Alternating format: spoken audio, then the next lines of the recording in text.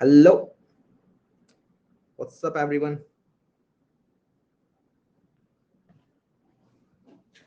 Hi, hi, Ashi. Hi, Ankit. Hi, Wasim. आज doubt session है और बिट मैनिपुलेशन और मैथमेटिक्स के अराउंड हमारे डाउट्स लिए जाएंगे इसके अंदर। तो जो भी डाउट्स हो आप लोग पूछ सकते हो। थोड़े बाहर के डाउट हो तो वो भी पूछ लेना, क्योंकि मैं यूजुअली क्लास के अंदर लेता नहीं हूँ, लेकिन आज आप पूछ सकते हो, कोई इशू नहीं है। ठीक है। अ, तो ये सारे क्वेश्चन कुछ कुछ हमने करे थे एंड देन कुछ कुछ क्वेश्चंस मैंने आपको दिए भी थे। और मुझे ये भी पता है कि बिट मैनिपुलेशन में हो सकता है काफी सारे लोगों को काफी सारे मुसीबतों का भी सामना करना पड़ा होगा। ठीक है, पहली पहली बार में समझ में आती नहीं है, लेकिन लगे रहना है। क्वेश्चन अगर प्रैक्टिस करते रहोगे इनफ तो धीरे धीरे करके वो बनने लग जाएंगे, ऐसा होता है। ठीक है, ये कुछ कुछ मैंने प्रॉब्लम्स दी थी आपको करने के लिए, और यहाँ पे हमने कुछ कुछ क्वेश्चन सॉल्व भी किए थे। तो अब आप लोग यहाँ पर अपने डाउट्स वगैरह पूछना स्टार्ट कर सकते हैं। ठीक है, लोगों को आने देते हैं। लैग हो रहा है वो मैं लैग तरीके से बोल रहा था, सॉरी। ठीक है, अब आप पूछना स्टार्ट कर सकते हैं। आई थिंक लास्ट वाला, क्या लास्ट वाला क्वेश्चन पूछो, लास्ट में क्या था?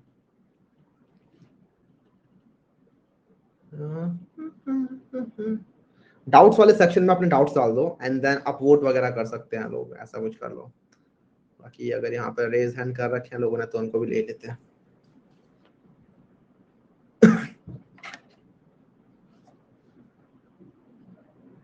भाई मेरे बस में नहीं है squad group banana, I don't have the data.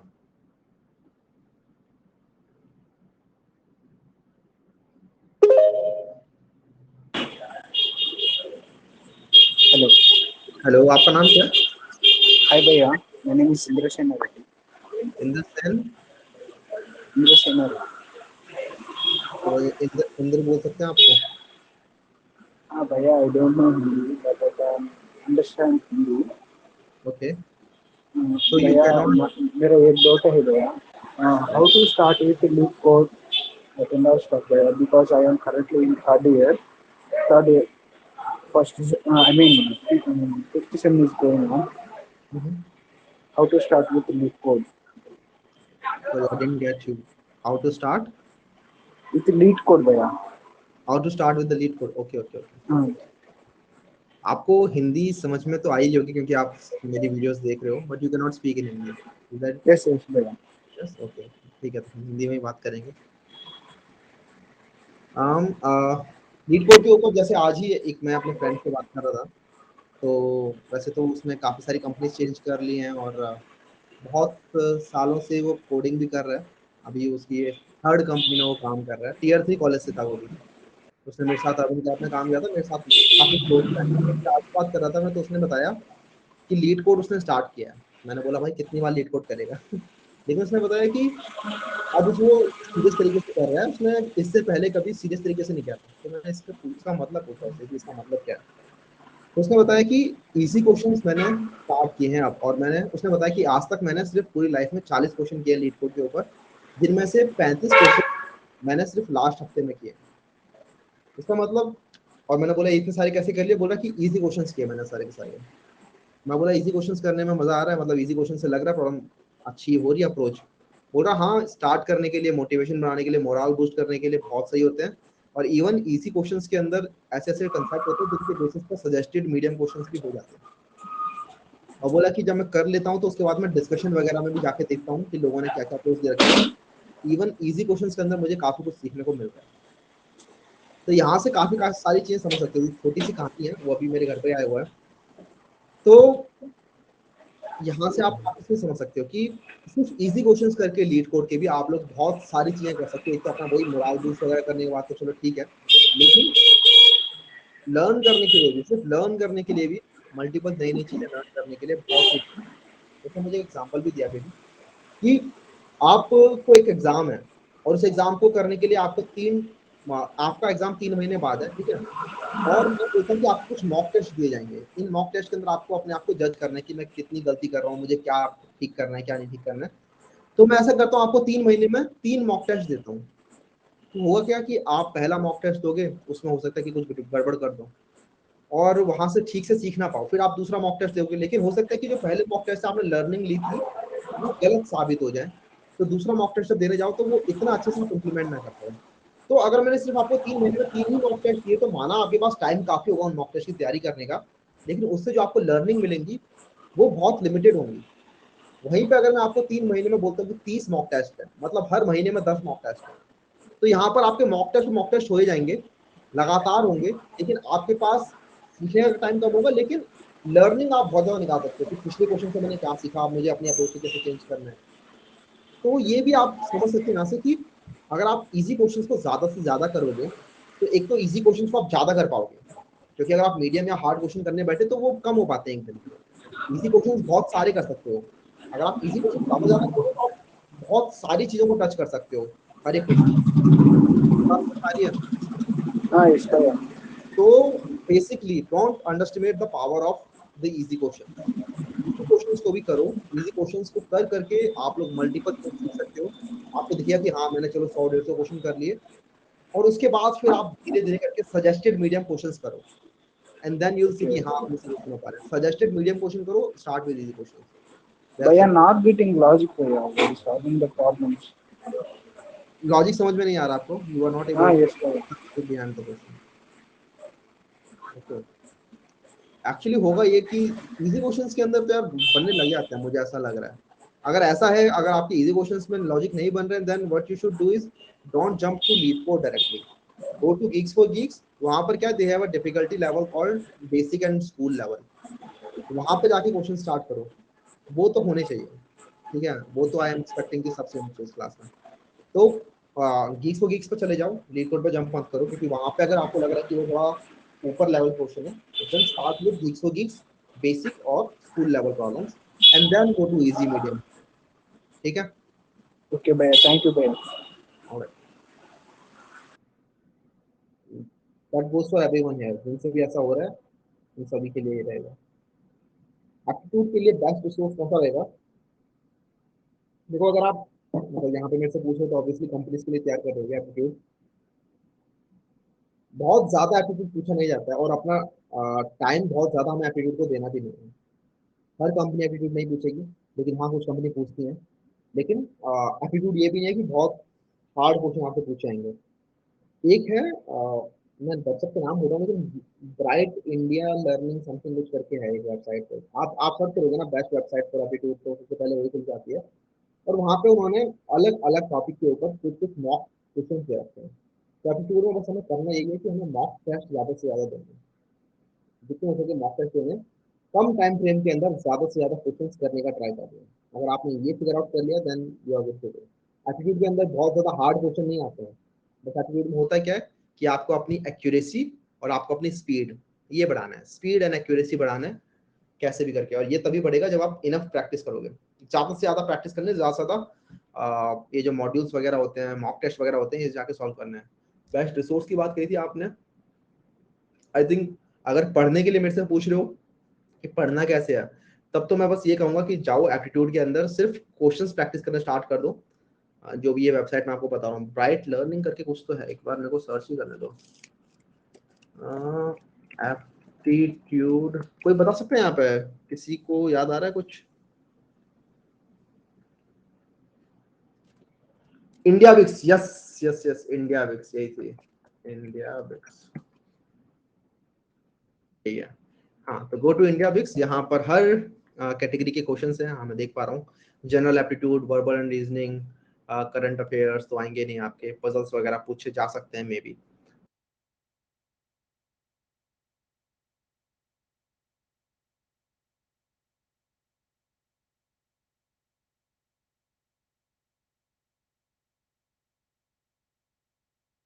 की आगे प्रैक्टिस करनी स्टार्ट कर दो।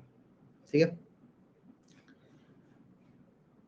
मैंने के लिए एप्टीट्यूड पूछते हैं क्या, और क्या डीएसए के बेसिस पर अमेजोन लेगी या फिर सिस्टम जान के? ठीक है, अगला क्वेश्चन है कपिल का कि अमेजोन में जाने के लिए डीएसए पूछा जाता, एप्टीट्यूड पूछा जाता है क्या, और क्या डीएसए के बेसिस पर अमेजोन लेगी या फिर सिस्टम डिजाइन भी करना होगा? ठीक है, तो देखो सबसे पहले तो अगर आप SD1 के लिए जा रहे हो तो don't bother studying system design.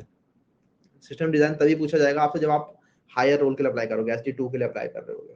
SD1 के लिए नहीं पूछा जाता। अगर आप सपोर्ट इंजीनियर इस सब की तरह के लिए जा रहे हो तो नहीं पूछा जाएगा वहाँ पर। बेसिकली अमेजोन में L1 L2 L3 L4 L5 ऐसे होता है। तो L4 का मतलब होता है लेवल 4 का मतलब होता है SD1।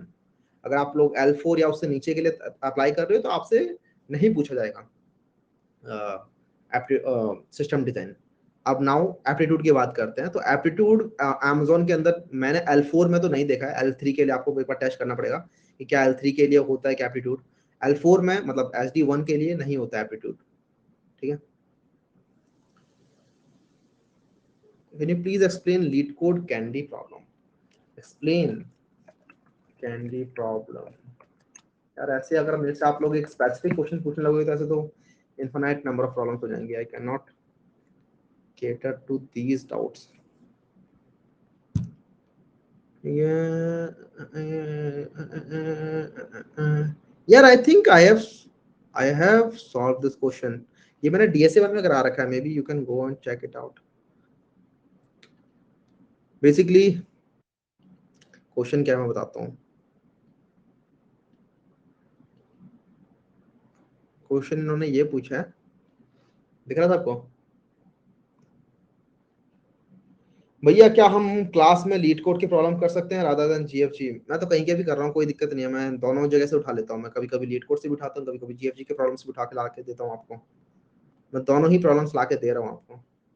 मेरे को बेसिकली ये है कि मुझे कंसेप्ट समझाना है, उस कंसेप्ट को समझाने के लिए बेस्ट प्रॉब्लम कहाँ मिल रही है। I just pick that question. ठीक है, ये हार्ड इन्होंने बोल रखा है लेकिन इट्स नॉट दैट हार्ड। ये आपको रेटिंग दे रखी है हर स्टूडेंट को। जैसे ये 3 स्टूडेंट है तो तीनों स्टूडेंट को रेटिंग दे रखी है। और कंस्ट्रेंट ये है कि आपको सभी को कैंडी बांटनी है, कैंडी डिस्ट्रीब्यूट करनी है। एंड इस तरीके से डिस्ट्रीब्यूट करनी है कि अगर किसी बंदे की रेटिंग ज्यादा है, जैसे इसकी रेटिंग ज्यादा है इसके नेबर से, तो इसको अपने नेबर से ज्यादा नंबर ऑफ कैंडीज मिलनी चाहिए। जैसे इसके पास नंबर ज्यादा अपने नेबर से, तो ज्यादा कैंडीज मिलनी चाहिए। तो इस तरीके से आपको minimum number of candies allocate करके बताना कि आप कितनी कैंडीज एलोकेट कर सकते हो। तो देखो इसको करने के मल्टीपल टेक्निक हो सकती है। यहाँ पर पहली बात तो सॉर्ट नहीं कर सकते, क्योंकि सॉर्ट कर दिया तो ऑर्डर गड़बड़ हो जाएगा, राइट। दूसरी चीज यहाँ पर आप स्पेस लेके कर सकते हो, मे बी एक प्री प्रोसेसिंग कर सकते हो कि लेफ्ट से राइट चलो। आप देखो कि अभी तक इससे बड़ा कौन सा नेबर मिल चुका है मुझे, राइट। इस तरीके से कर सकते हो कि एक एरे बनाओ प्री प्रोसेसिंग करके लेफ्ट साइड से, और सिमिलरली एक राइट साइड से एरे बनाओ, तो 2 एरे बनेंगे, लेफ्ट के लिए अलग और राइट के लिए अलग। एंड यूजिंग दैट एरे आप हर एक इंडेक्स पे जाके चेक कर सकते हो कि क्या इसको मेरे को कितनी कैंडी देनी चाहिए। मतलब इस तरीके से हो जाएगा, मुझे दिख रहा है ये होते हुए। लेकिन again we are not going to do it like that in our doubt session, वरना तो काफी लोगों के डाउट लिए ही नहीं जा पाएंगे। भैया एप्टीट्यूड के लिए बेस्ट रिसोर्सेज कौन से होंगे? ये अपने आप ही गायब कैसे होते जा रहा है? Can you please explain it? ये तो हो गया भैया। अमेजोन में जाने के लिए ये तो बता दिया मैंने। भैया कनेक्शन बिल्डिंग एक बार थोड़ा समझा दीजिए, how should be approach and reduce and whether we should first start with intro. अच्छा ठीक है। I think this is very important part. जब भी आप रेफरल के लिए जाते हो तो रेफरल के सबसे ज्यादा सक्सेस रेट सबसे ज्यादा है, ठीक है। रेफरल के थ्रू अगर आप किसी कंपनी में रखते हो तो आपके सक्सेस रेट काफी ज्यादा हाई होते हैं। अब लेकिन रेफरल के लिए मांगे कैसे किसी से, ठीक है, डायरेक्टली? तो यार ऐसा होता है कि आपको ना बिल्ड करना पड़ता है, ये प्रोसेस है, ठीक है। कनेक्शन बिल्डिंग ऐसा नहीं है कि 4th ईयर के अंदर आपको अब कंपनीज के अंदर लगना स्टार्ट करना है तो 4th ईयर में ही आके हम कनेक्शन बिल्डिंग स्टार्ट करेंगे, ऐसा नहीं होता। कनेक्शन बिल्डिंग आपको फर्स्ट ईयर में घुसते ही, कॉलेज में घुसते ही स्टार्ट कर देनी होती है। लोगों को कनेक्शन रिक्वेस्ट भेजना स्टार्ट कर देना होता है। एंड देन अगर आपको कोई कनेक्शन अच्छा मिल जाता है जिससे आप बात कर सको पूरे टाइम, उससे अपने डाउट्स वगैरह दे सको उनको, या फिर कुछ भी बात कर सको उनसे, तो वो बहुत अच्छा रहता है। नेटवर्किंग वगैरह इससे बहुत अच्छी होती है। लेकिन अगर आपको दिख रहा है कि ठीक है मुझे अब एक कंपनी में जाना है, सपोज करो ऊबर में जाना है, और फिर अब मैं कैसे इसके लिए रेफरल के लिए करूँ, तो मेरी अप्रोच तो ये होगी कि मैं देखूंगा मेरे ऑलरेडी कनेक्शन के अंदर कौन है ऊबर के अंदर। अगर कोई ऑलरेडी है तो उसको मैं सीधा मैसेज कर सकता हूँ डायरेक्टली, है ना। उसको मैसेज करने में कुछ नहीं जाना मेरा। तो मैसेज करके मैं बोल दूंगा कि ठीक है हाय, मेरे को इस ऊबर में जाना है, दिस इज माय रेज्यूमे, और can you refer me there. और साथ ही में वो आपको बोलेगा कि अच्छा मेरे को कोई जॉब आईडी बताओ जिसके लिए मेरे को आपको रेफर करना है। तो what you should do is, आप देखो कि उबर ने किस किस कंपनी की लिस्टिंग निकाल रखी है, किस किस जॉब के लिए लिस्टिंग निकाल रखी है, जॉब आईडी होगी वहां पे एक, वो जॉब आईडी भी उसको कॉपी पेस्ट कर दो कि मेरे को इस जॉब आईडी के लिए, ये रहा मेरा रेज्यूमे, ये रही आपकी जॉब आईडी, इसके लिए रेफर कर दो, तो वो अपने पोर्टल पे जाके आपको रेफर कर देगा। This should be the way to go. हाँ डायरेक्टली आप पूछ सकते हो उससे, वो कोई इशू नहीं है। और एक और चीज, ज्यादा से ज्यादा लोगों को रेफर रिक्वेस्ट भेजो, जितने ज्यादा लोगों को हो सके। और एक और चीज रिक्रूटर्स को तो भेजो ही भेजो, फर्स्ट ईयर स्टूडेंट्स को भी भेजो, जो फर्स्ट सॉरी फ्रेशर्स को भी भेजो जो उस कंपनी के अंदर अभी अभी नए नए लगे हैं, क्योंकि चांसेस आर कि उन लोगों से रिप्लाई आने के चांसेस ज्यादा है। उन लोगों के पास ज्यादा रिक्वेस्ट नहीं आते तो वो रिप्लाई जल्दी कर देंगे। अगला क्वेश्चन कहाँ गया भैया, इंटर्नशिप के लिए कॉलेज पास आउट अप्लाई कर सकते हैं क्या? इंटर्नशिप के लिए कॉलेज पास आउट अप्लाई कर सकते हैं क्या? आई मीन अप्लाई तो कोई भी कर सकता है, लेकिन आई थिंक अगर आप को हायर स्टडीज में, अगर आपको हायर स्टडीज करनी है तो डेफिनेटली इंटर्नशिप ही करोगे और अप्लाई भी कर सकते हो, बिल्कुल कंपनीज को लेने में कोई दिक्कत नहीं है आपको। लेकिन अगर आप हायर स्टडीज के लिए नहीं जा रहे तो आप ऑब्वियसली फुल टाइम के लिए अप्लाई करो, दैट वुड बी बेटर।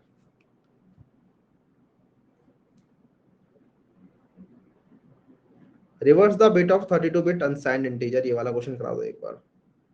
ये मैंने कोड कराया तो था इसका लास्ट क्लास के अंदर ही, और देख लेंगे इसको। चलो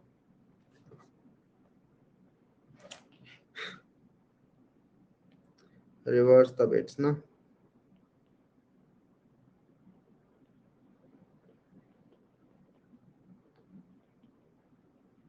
बिट्स ऑफ अनसाइंड इंटीजर।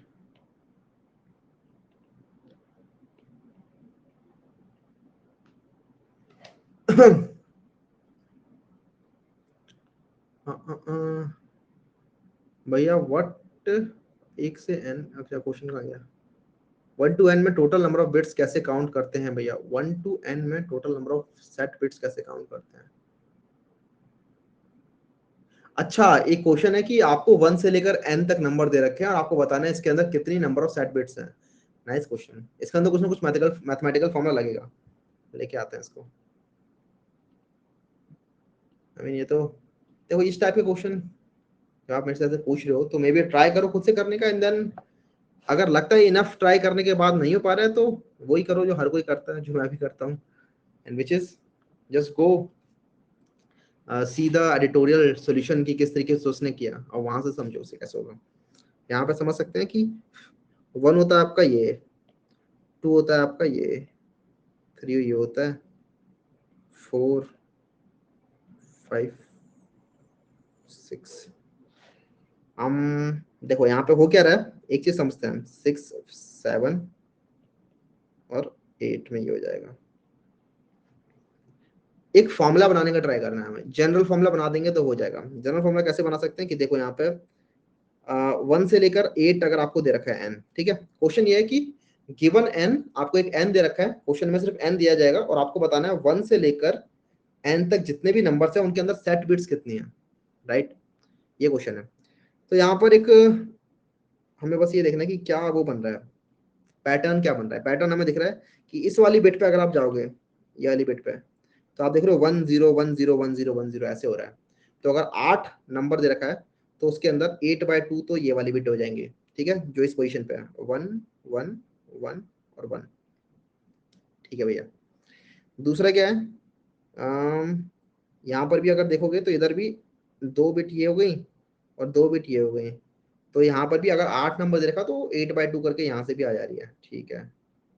मैं ये नहीं कह रहा है कि n/2 करके आंसर होगा, लेकिन मैं कह रहा हूँ कि मे बी कुछ निकल जाए, क्या पता। ठीक है, अगला देखते हैं। यहाँ पर अगेन हम देख सकते हैं कि 1 1 1 1 ऐसे बन रहा है, +8/2 करके कुछ बन रहा है, एंड देन यहाँ पर सिर्फ एक एक बन रहा है। ठीक है, ये 1 बन रहा है तो 8/8 करके बन रहा है। ठीक है, अगर यहाँ पर 1 नहीं होता 6 होता तो ये तो पक्का होता कि ये 3 बार आता और 6 होता यहाँ तक, तो ये 3 बार आता, ये भी 3 बार आता और ये भी 3 बार आता। ओके, अगर 5 होता तो 7 होता, तो 7 होता मतलब यहाँ तक होता, तो ये आता है आपका 7/2 विच इज 3, लेकिन 3 नहीं 4 टाइम आ रहा है। सिमिलरली यहाँ भी 4 टाइम आ रहा है और यहाँ भी 4 टाइम आ रहा है, ठीक है। 5 होता तो 4 लेते हैं, 4 मतलब यहाँ पे तो 4/2 आ रहा है, यहाँ पे 4/2 आ रहा है, यहाँ पर ये आ रहा है 3 लेंगे तो मतलब आपको दिख रहा है यहाँ पे कुछ ना कुछ इस तरीके का फॉर्मूला बनेगा, मुझे दिख रहा है। और बस आपको ये देखना है कि फॉर्मूला मुझे मतलब ये सम जो है मुझे कितने आगे तक करना है। इस तरीके से पैटर्न फाइंड करने का ट्राई करना है and you will be able to solve this question. Screen दिख तो रही है भाई पूरे टाइम, ठीक है।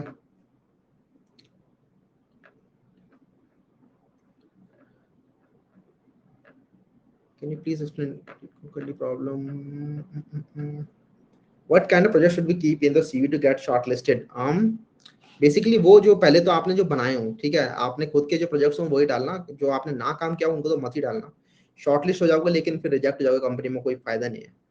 तो सबसे पहले तो वो प्रोजेक्ट्स डालने हैं जो उन पे आपने एक्चुअली काम किया हुआ है। And the second thing is थोड़े बड़े लेवल के प्रोजेक्ट डालना, मतलब ऐसा नहीं कि बस आपने दिखा दिया कि ये मैंने एक पेज बनाया था HTML का और बस मैंने वही डाल दिया कि ये मैंने HTML का एक पेज बनाया था। ये बहुत छोटे छोटे प्रोजेक्ट होते हैं, या फिर आपने एक कैलकुलेटर वाला एप्लीकेशन बना, these are very small applications.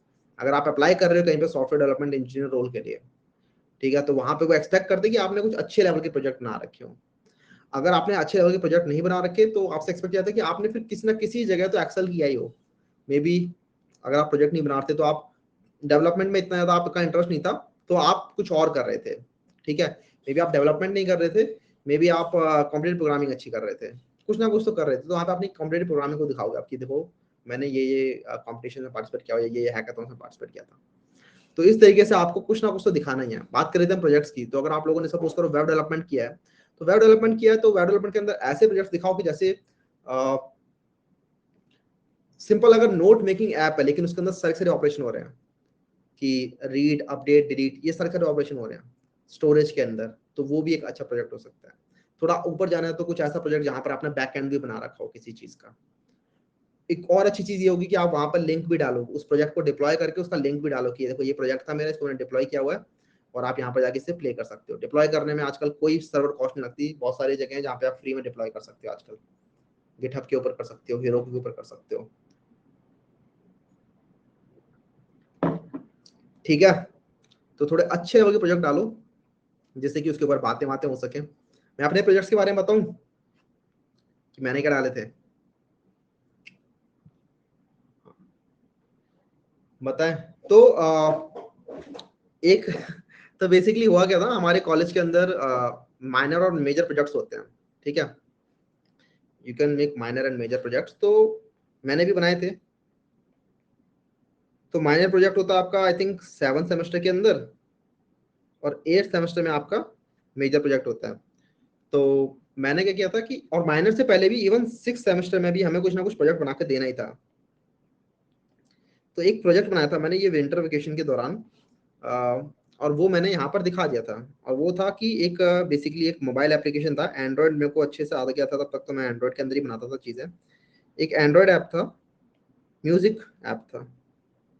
और अगर आप उसको देखोगे मैंने उसको होस्ट कर रखा था, मतलब एंड्रॉयड ऐप को कैसे होस्ट कर सकते हो, तो एक वेबसाइट है जहाँ पे आप एंड्रॉयड ऐप की एपीके डाल सकते हो, तो वो अपनी वेबसाइट के ऊपर ही आपके ऐप को शो कर देते हैं। तो दैट वाज कूल। तो वहां पे जाके सीधा लिंक में जाके लोग चला सकते थे उसे। तो वो देखोगे तो बिल्कुल स्पॉटिफाई के जैसा उसका मैंने वो बनाया था उसका यूआई, ठीक है। इसमें कुछ खास बात नहीं है, ये मैंने एक म्यूजिक ऐप बना दिया तो इसमें कुछ वो कॉलेज के प्रोफेसर्स को कुछ दिखेगा नहीं, ठीक है। कॉलेज के प्रोफेसर्स को चाहिए कुछ रिसर्च ओरिएंटेड प्रोडक्ट, यहाँ पर रिसर्च कर रखी हो, ठीक है। रिसर्च मतलब उनका रिसर्च से मतलब ये यूजुअली ये होता है कि मशीन लर्निंग कैसे भी करके लगा दो। मशीन लर्निंग का है, मशीन लर्निंग चाहिए उन्हें, तो मैं बोला ठीक है, मेरे को एंड्रॉइड डेवलपमेंट आती है, मैं इसी के अंदर मशीन लर्निंग लगा देता हूँ। तो एक ऐसा ऐप बनाया जो कि आपकी प्लेलिस्ट होती है ना, एक गानों की जो प्लेलिस्ट होती है जो आप सुनते रहते हो, इस प्लेलिस्ट के अंदर वो बता देगा कि अभी जैसे ही आपने नेक्स्ट हिट किया कि मेरे को नेक्स्ट गाना कौन सा सुनना है, तो नेक्स्ट प्ले करने पे वो गाना प्ले हो जो आप मोस्ट लाइकली सुनना चाहोगे उस टाइम पर, ठीक है। तो उसके लिए अंदर कुछ ना कुछ मशीन लर्निंग एल्गोरिथम लगनी थी, मैंने एक एल्गोरिथम लगाई थी which was called stochastic gradient descent, और मतलब काफी कुछ किया था।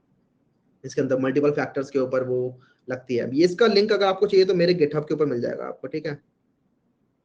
आप लोग जाके वहां पर चेकआउट कर सकते हो मेरा गिटहब का लिंक, तो आपको पता ही है, अनुज.कुमार, अनुज-कुमार-शर्मा करके है। और उस ऐप का नाम है शफलर। ठीक है, इसका काम बेसिकली शफल करना था, तो ये अच्छी तरीके से सफल करता। तो ये बेसिकली मैंने ये बनाया। तो मैंने क्या किया, ये प्रोजेक्ट मैंने एक्चुअली अपने माइनर के लिए भी नहीं बनाया था ना, मैंने 6th सेमेस्टर के प्रोजेक्ट के लिए बनाया था, ये मैंने बस अपने लिए बनाया था। ठीक है, ये मैं और मेरा फ्रेंड था अभिषेक, अभी भी फ्रेंड है। तो हम दोनों जब जाते थे कॉलेज, तो हम डेली एक साथ ही घर से निकलते थे, साथ ही जाते थे कॉलेज। तो हम गाने सुनते हुए जाते थे कार में। तो हमें क्या करना पड़ता था, गाने बार बार चेंज करने पड़ते थे कि नेक्स्ट गाना कौन सा, नेक्स्ट गाना कौन सा चला है, नेक्स्ट गाना कौन सा चला है। हमारे पास एक सिलेक्टेड गाने होते थे कि हमें यही चलाने हैं। ठीक है, स्पॉटिफाई पे ही सुनते थे हम, लेकिन हमें फिर भी सिलेक्टेड गाने ही सुनते थे हम, यूजुअली वही एमिनेम वगैरह के, रैप वगैरह। तो बार बार क्या होता था, कुछ ना कुछ नया चल जाता था, हमें वो पसंद नहीं आता था। तो हम बोल रहे थे यार कि इसके अंदर कुछ ना कुछ ऐसी एल्गोरिथम होनी चाहिए कि नेक्स्ट गाना जो बजे वो हमारे हिसाब से बजे, ऐसा कुछ जो हम चाहते हैं। मे बी जिस टाइम पे हमारा मूड है, तो उसके अंदर टाइम भी एक फैक्टर हो कि किस टाइम पे गाना सुना था आपने पहले कल, तो उसी टाइम पे मे बी बजाना है क्या। मतलब बहुत सारे फैक्टर हमने बकवास फैक्टर भी डाले थे इस एल्गोरिथम को बनाने के लिए। तो ये एल्गोरिथम बनाई, ये ऐप बनाया, एंड देन उसको हम चलाते भी थे, अच्छा काम भी करता था वो। देन जब ये आया 6 आया, तो मैं बोला कि प्रोजेक्ट वगैरह बनाने में क्यों टाइम वेस्ट करना, ऑलरेडी हमारे पास बना हुआ है, यही दिखाई दे। तो मैं और अभिषेक दोनों मिलके हम दोनों ने यही प्रोजेक्ट दिखा दिया था ग्रुप के अंदर। एंड देन मैंने आई थिंक 7th के अंदर भी यही दिखाने का ट्राई किया, लेकिन 7th में मुझे दिखाने नहीं दिया, उन्होंने बोला कि सेम चीज नहीं दिखा सकते। तो 7th सेम के अंदर मैंने एक दूसरा प्रोजेक्ट बनाया which was called Ethereum voting. Of track तो नहीं लग रहा ना आपको? लग रहा है तो बताओ, नेगेटिव तो है नहीं। ऐसे कर दो अगर ऑफ ट्रैक क्या रहेगा, ठीक लग रहा है तो ये कर दो। ठीक है, लगा, एक को तो लगा, चलो कोई नहीं, मेजोरिटी जनता के साथ चलते हैं।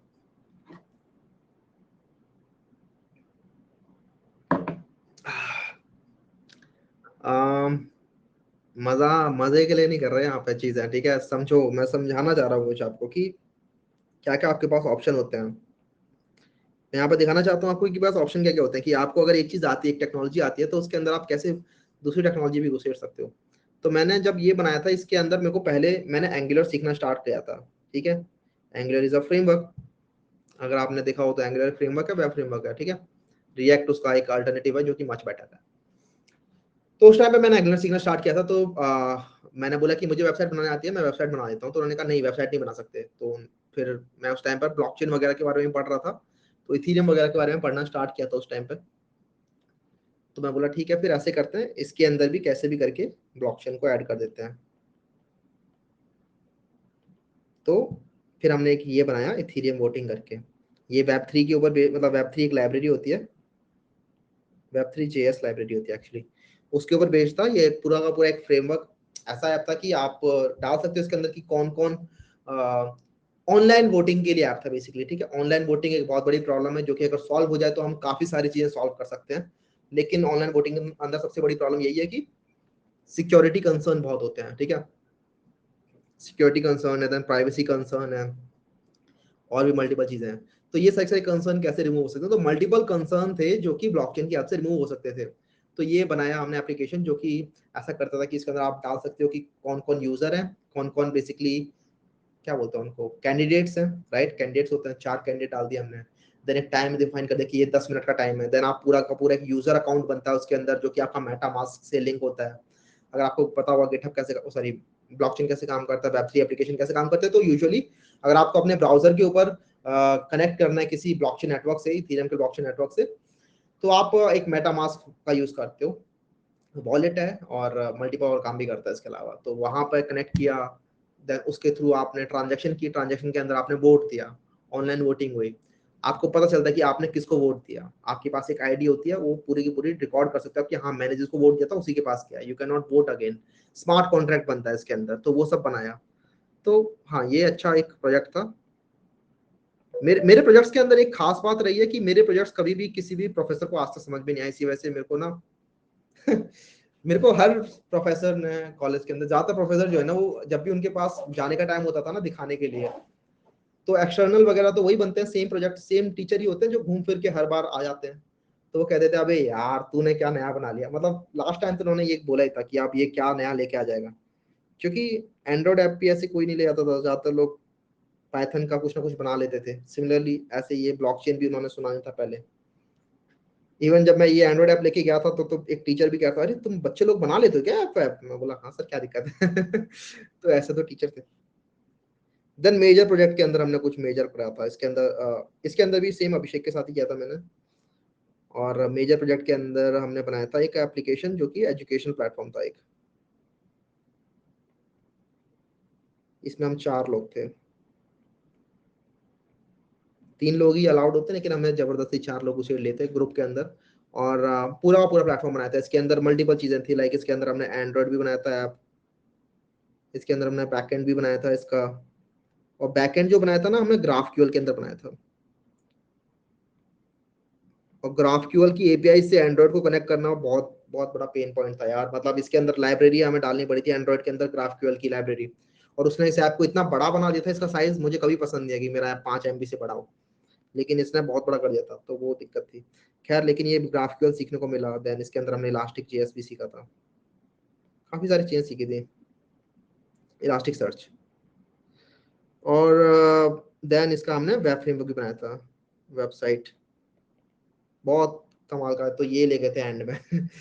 ठीक है, तो ऐसा था इसके अंदर, तो कमाल की चीज हुई थी। अमन कह रहा है भैया क्वेश्चन करा दो, टाइम वेस्ट हो रहा है। ठीक है अमन, अगर आपको लग रहा है टाइम वेस्ट हो रहा है तो थोड़ी देर के लिए शांत हो जाओ। क्योंकि यहाँ पर मैं प्रोजेक्ट्स वगैरह बनाने की बात कर रहा हूँ, यहाँ पे लोगों को किस टाइप के प्रोजेक्ट्स बनाने चाहिए। ठीक है, Android, backend, machine learning, blockchain, और भी जो भी नई नई चीज़ आ रही है, इवन आईओटी। मैं आईओटी में कभी घुसा नहीं, लेकिन हाँ घुसा था, लेकिन मैंने आईओटी के ऊपर कभी प्रोजेक्ट ऐसे नहीं बनाया। मेरा एक फ्रेंड था इसी के अंदर जो कि ड्रोन्स वगैरह की स्टडी में लगा होता था, तो उसके लिए एक बार एप्लीकेशन बनाया था मैंने। तो आईओटी वहां से थोड़ा बहुत सीखा था। तो इस तरीके की मल्टीपल चीजें होती हैं आपके पास जो आपको बनानी चाहिए, जिसके अंदर आप कर सकते हो चीजें। बस यही है, कॉलेज के दौरान मल्टीपल चीजें एक्सप्लोर करनी है। ठीक है, समझ रहे हो बात? अगर यहाँ पर कोई बंदा सेकंड थर्ड ईयर के अंदर है तो एक्सप्लोरेशन पे ज्यादा दिमाग लगाओ। और अगर किसी चीज को अच्छे से समझ लिया तो उसको समझने का सबसे बढ़िया तरीका ये होता है कि उसके ऊपर प्रोजेक्ट बनाओ। मेरा हमेशा यही प्रोसेस होता है कि जब भी मैं कुछ नई चीज सीखता हूँ, मैं नई चीज ऐसे कैसे नहीं सीख लेता, मेरे को उसके ऊपर प्रोजेक्ट बनाना होता है। अगर जब तक मैंने प्रोजेक्ट नहीं बनाया उस चीज के ऊपर, तब तक मैं नहीं सीख सकता उसको। Got it? Is it Kibana? Elastic search is different. हाँ, किबाना तो पूरा का पूरा एक वो है, क्या बोलते हैं, एनवायरनमेंट है बेसिकली उसके अंदर। हाँ, इलास्टिक सर्च का एक इंजन भी मिलता है आपको। It's kind of a database, it's is a database basically. जिस तरीके से आपका मोंगोडीबी एक डेटाबेस है, इसी तरीके से इलास्टिक सर्च भी एक डेटाबेस है।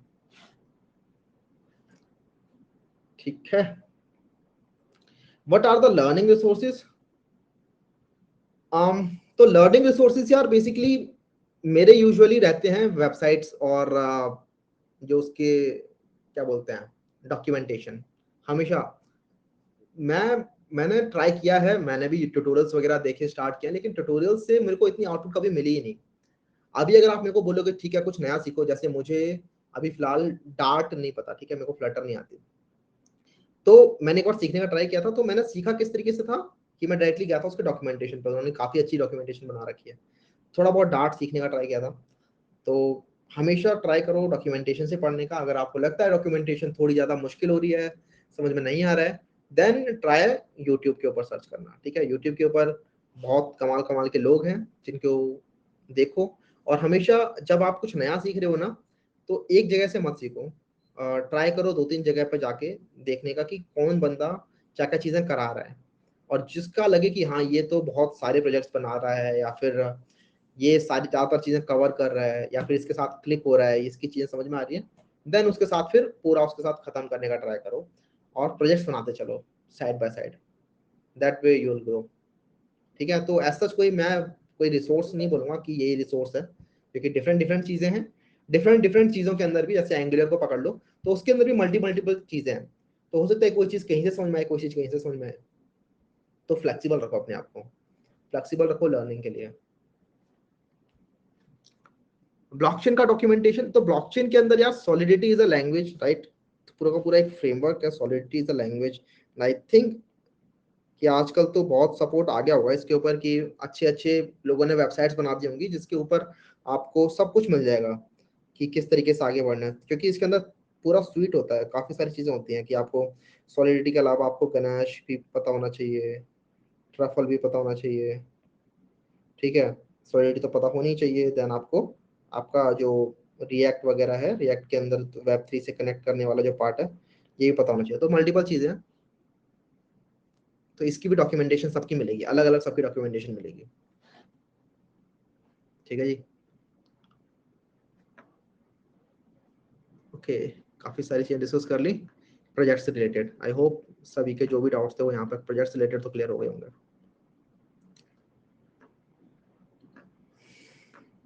बात कर लेते हैं जरा किससे, अंकित है।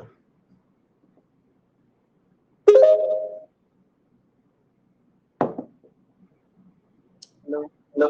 हाय अंकित। हाँ, नमस्ते भैया। मैं नमस्ते। मैं डिटेल में टाइम कॉम्प्लेक्सिटी पढ़ना चाहता हूँ।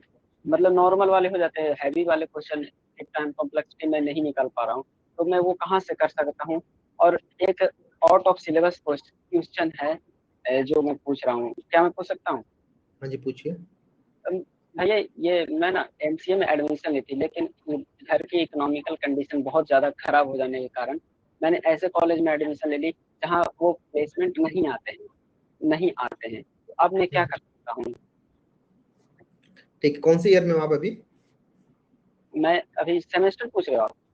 हाँ, सेमेस्टर या ईयर कुछ भी। सेकेंड सेम में हूँ मैं, मतलब सेकेंड और सेम, ये, थर्ड में हाँ जी, पहुंच चुका हूँ मैं। और ये कितने सेमेस्टर्स का कोर्स है ये आपका एमसीए वाला? Four four four four four. ठीक है ठीक है ठीक है ठीक है। तो आपने इससे पहले बीसीए किया था या फिर क्या किया था? बीसीए किया था। ठीक है ठीक है। तो बीएससी वाला जो बीसीए वाला जो कॉलेज था वहाँ भी कंपनीज कम आती थी, ऐसा भी था? बीसीए वाला भी वो वैसा ही कॉलेज था। ठीक है ठीक है अंकित, समझ गया आपकी बात। तो सबसे पहले तो पहले क्वेश्चन को ले लेते हैं कि आपको कहाँ से टाइम कॉम्प्लेक्सिटी वाले क्वेश्चन करने हैं।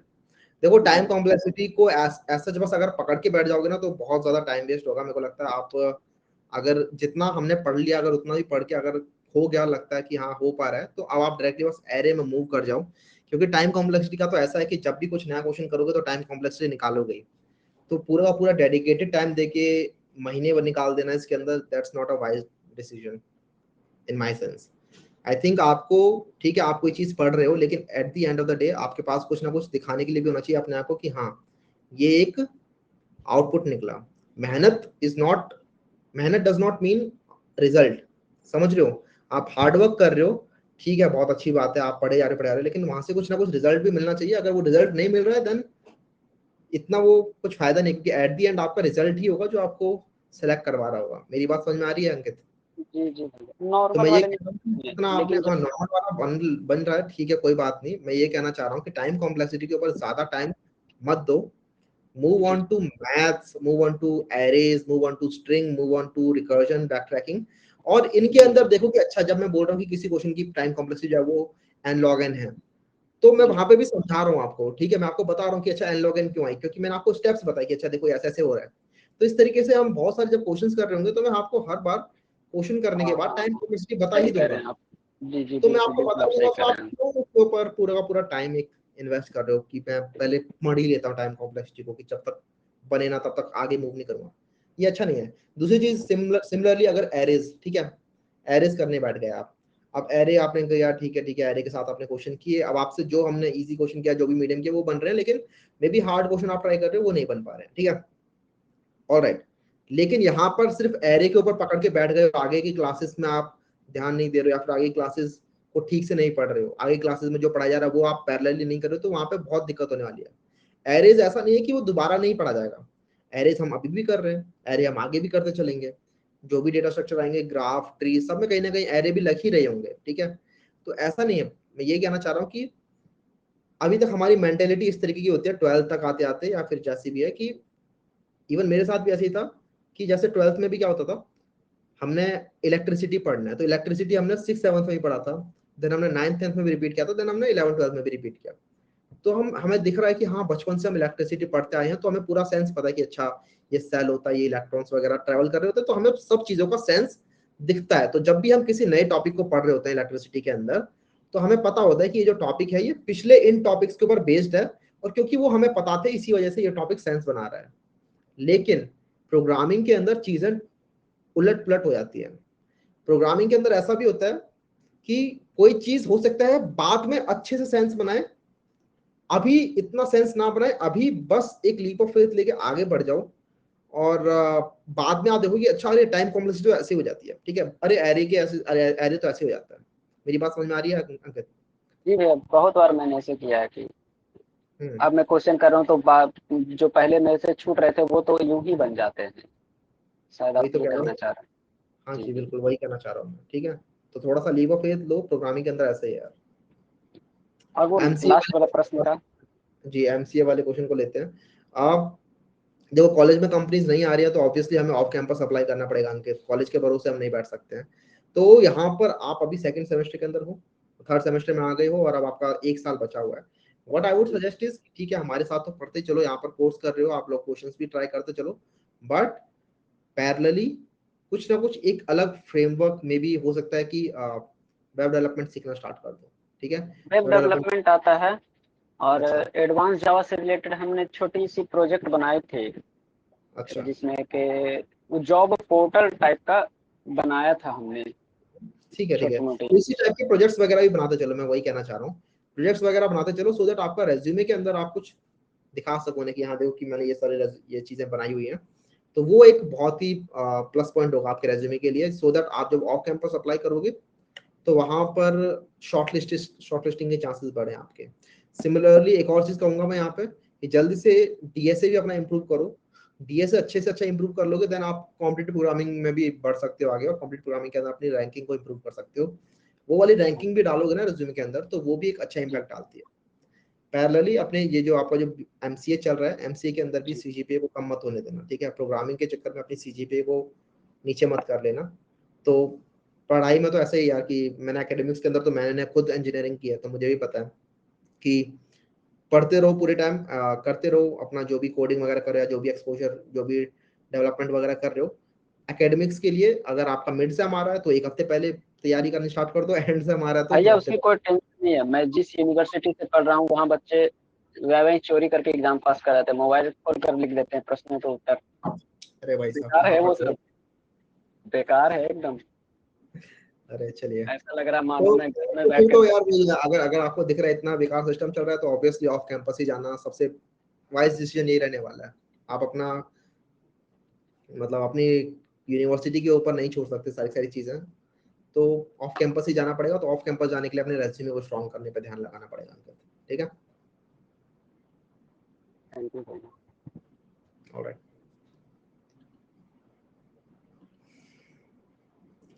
What were your learning resources, मैंने बता दिया यूट्यूब वगैरह था। मैं 4 साल से टैक्स सपोर्ट सॉल्यूशनिंग में हूँ। Is it possible to start as SD1 at MAANG if I work on the skills, as 27-28 for SD1, कोई प्रॉब्लम नहीं होती? नहीं, कोई प्रॉब्लम नहीं होती है। SD1 बनने के लिए ऐसा नहीं कि सिर्फ अगर आप 23-24 साल के हो तभी SD1 बनोगे, और अगर आपकी कोई एज पार हो गई तो आप SD1 नहीं बन सकते, ऐसा नहीं है। लोगों को मैंने इवन देखा है अमेजोन के अंदर, एक बंदा था जो कि 30 ईयर्स ओल्ड था, और वो मेरे सामने ही वो SD1 बना था, ठीक है, वो भी ऐसे सपोर्ट रोल में था, और वो एक SD1 बना था। तो ऐसा होता है, लोग करते हैं, आप भी कर सकते हो, कोई दिक्कत वाली बात नहीं।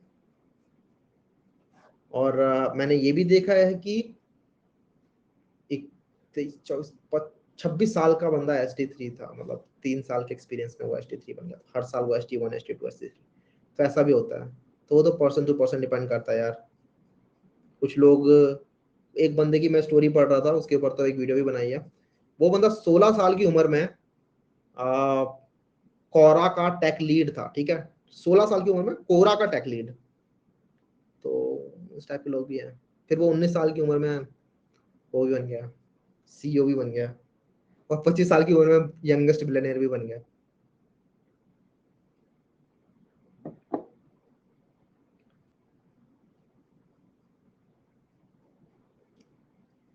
कौन? यंगेस्ट बिलियनियर सर्च करो, मिल जाएगा, Alexander Pong.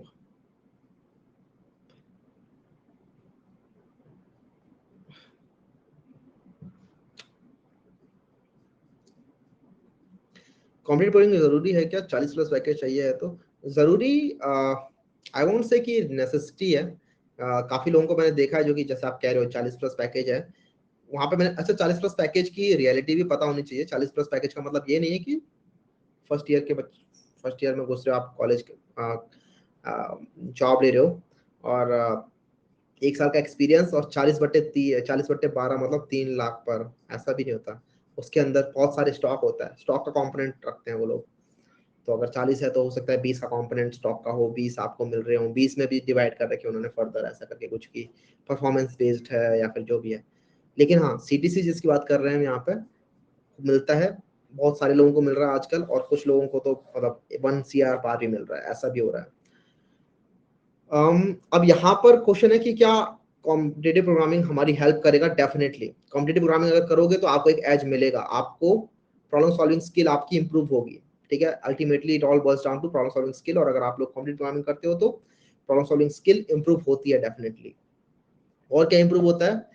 Critical thinking improve होती है कि कैसे आप लोग जल्दी जल्दी सोच सकते हो। और क्या इंप्रूव होता है? एज केसेस जो होते हैं वो इंप्रूव होते हैं। जब आप किसी एक्चुअल आईडी के ऊपर या फिर कॉम्पिटिटिव प्रोग्रामिंग के अंदर सॉल्व कर रहे हो क्वेश्चन, तो आप हर एंगल से सोचते हो कि यहाँ पे क्या गलती हो सकती है या फिर इस कॉर्नर केस में क्या गलती हो सकती है। ठीक है, तो एज केसेस या कॉर्नर केसेस जो भी होते हैं उन सबके बारे में आप लोग सोचते हो।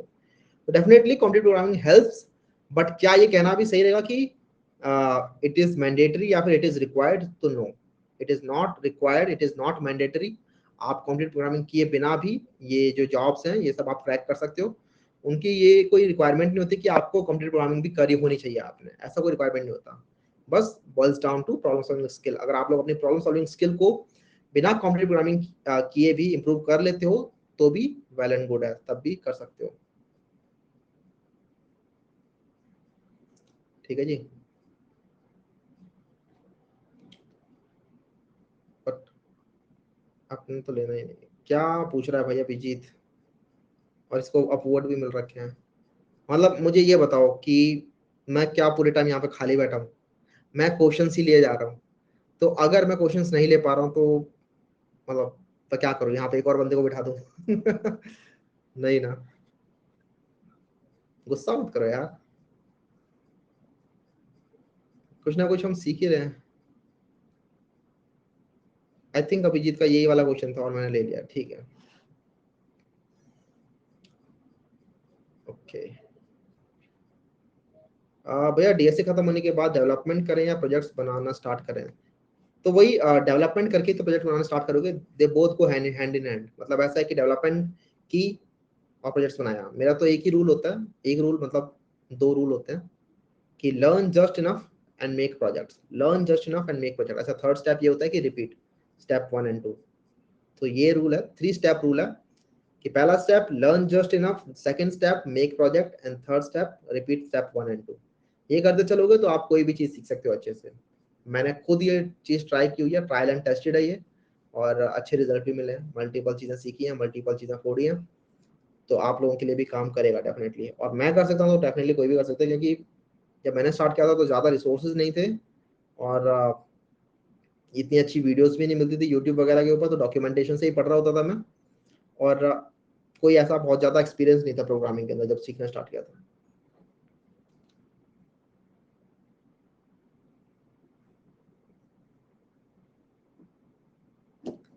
ठीक है जी, बात की जाए किसी से।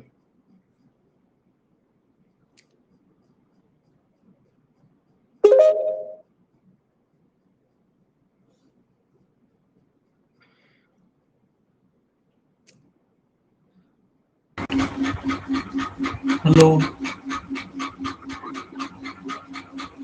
अरे गुड इवनिंग भैया। यार, ये अब्दुल अरित्र इन लोगों को मैं बहुत बार ले चुका हूँ, मुझे ऐसा लग रहा है। मैं रैंडम आंख बंद करके चूज करता हूँ उसमें।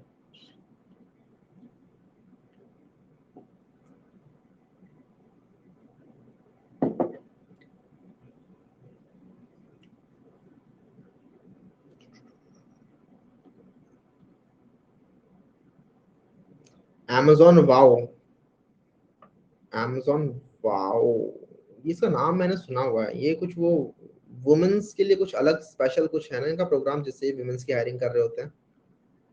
क्या परफॉर्मेंस की? वुमेन समथिंग तो है। अच्छा Yeah. एक सेकंड बताते हैं। हेलो भैया मेरा क्वेश्चन ये था कि जैसे हम लोग इस समय कंपनीज में इंटरव्यूज दे रहे हैं और हम लोग के एप्टीट्यूड टेस्ट वगैरह हो रहे हैं, जो उसमें कोडिंग राउंड होती है उसका पैटर्न थोड़ा सा अलग होता है। जैसे कि प्रॉब्लम स्टेटमेंट्स होते हैं, उसमें इनपुट फॉर्मेट्स होते हैं, फिर कंस्ट्रेंट्स होते हैं, आउटपुट फॉर्मेट्स होते हैं, तो वो समझना थोड़ा सा मुश्किल हो जाता है। फिर एक कोड करने के लिए अगर एक क्वेश्चन पर्टिकुलर क्वेश्चन दे देता है तो उस कोड को कर लेते हैं लॉजिक लगा के, लेकिन इसमें फॉर्मेट्स दे देते हैं तो वो नहीं समझ में आ रहा भैया, ये कैसे सॉर्ट आउट किया जाए? फॉर्मेट्स का मतलब आप कह रहे हो कि क्वेश्चन स्टेटमेंट है, देन इनपुट स्टेटमेंट है, देन कंस्ट्रेंट हाँ, है। कंस्ट्रेंट आउटपुट फॉर्मेट्स है, फिर इवैल्यूएशन पैरामीटर्स है, उसमें भी सैंपल दिया रहता है इनपुट और आउटपुट का, तो जी वो समझ नहीं आता कैसे उसको ठीक है, एग्जीक्यूट कैसे करें। जी जी जी ठीक है, मैं समझ गया। तो इसके लिए ना देखो, अभी हम कर क्या रहे हैं, अभी जितने भी हम क्वेश्चंस करते हैं उसके अंदर हाँ हम क्या करते हैं, हमने एक डिफाइन कर दिया कि ये क्वेश्चन है, सीधा हम क्वेश्चन स्टेटमेंट पे आ जाते हैं हाँ, और उसके बाद हम उस क्वेश्चन स्टेटमेंट को सॉल्व भी कर देते हैं। मेरे पास सॉल्व स्क्रीनशॉट कर है, लेते हैं। राइट। अभी जैसे अगर आप देखोगे यहाँ पे क्वेश्चन है print all divisors of n, right, question ये है। तो सीधा सीधा मैंने आपको बोल दिया कि डिविजर्स ऑफ n प्रिंट करना है आपको।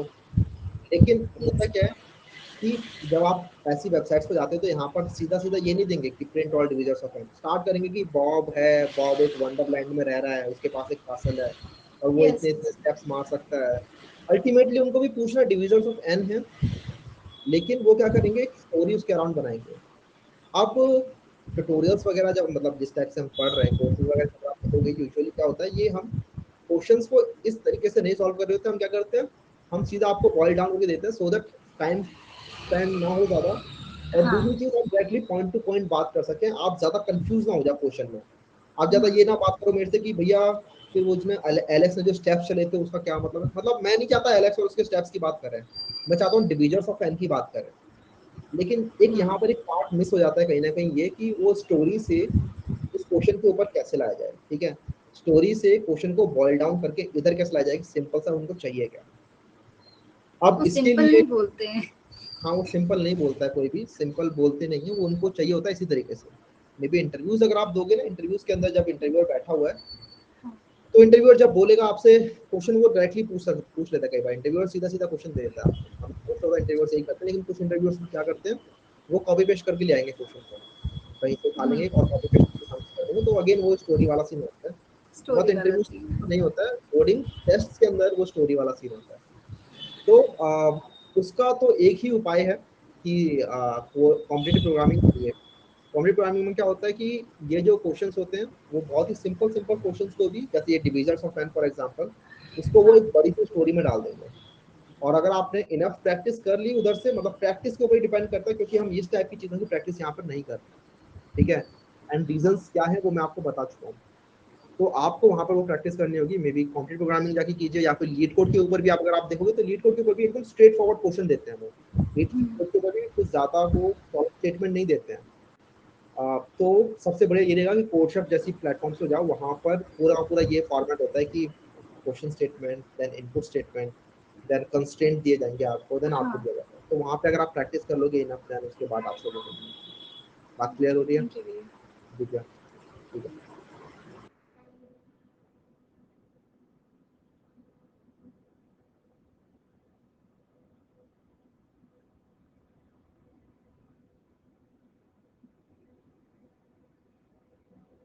अविनाश का एक डाउट है कि अगर हम खुद से करने जाते हैं तो होता नहीं है ये आवर्स रेस को,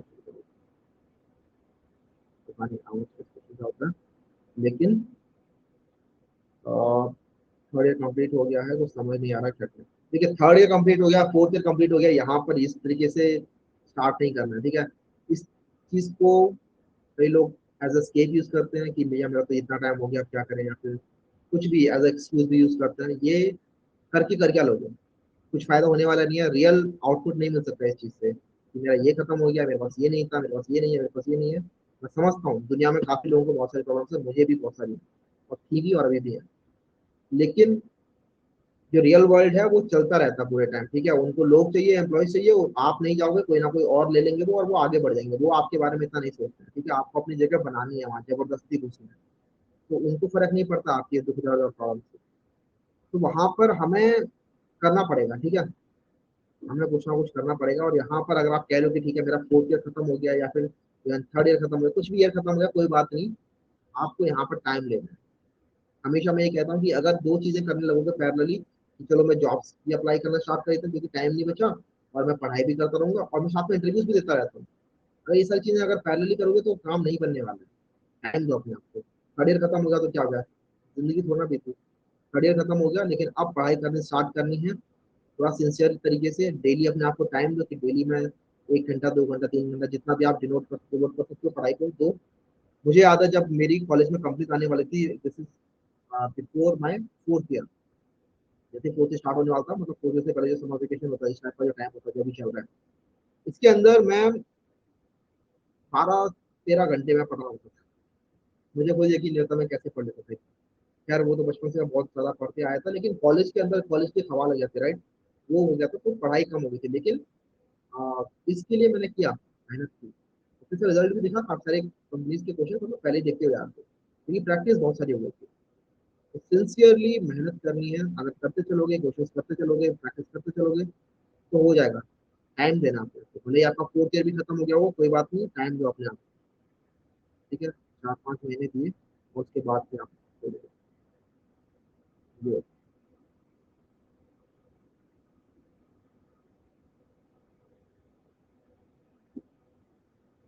ठीक है।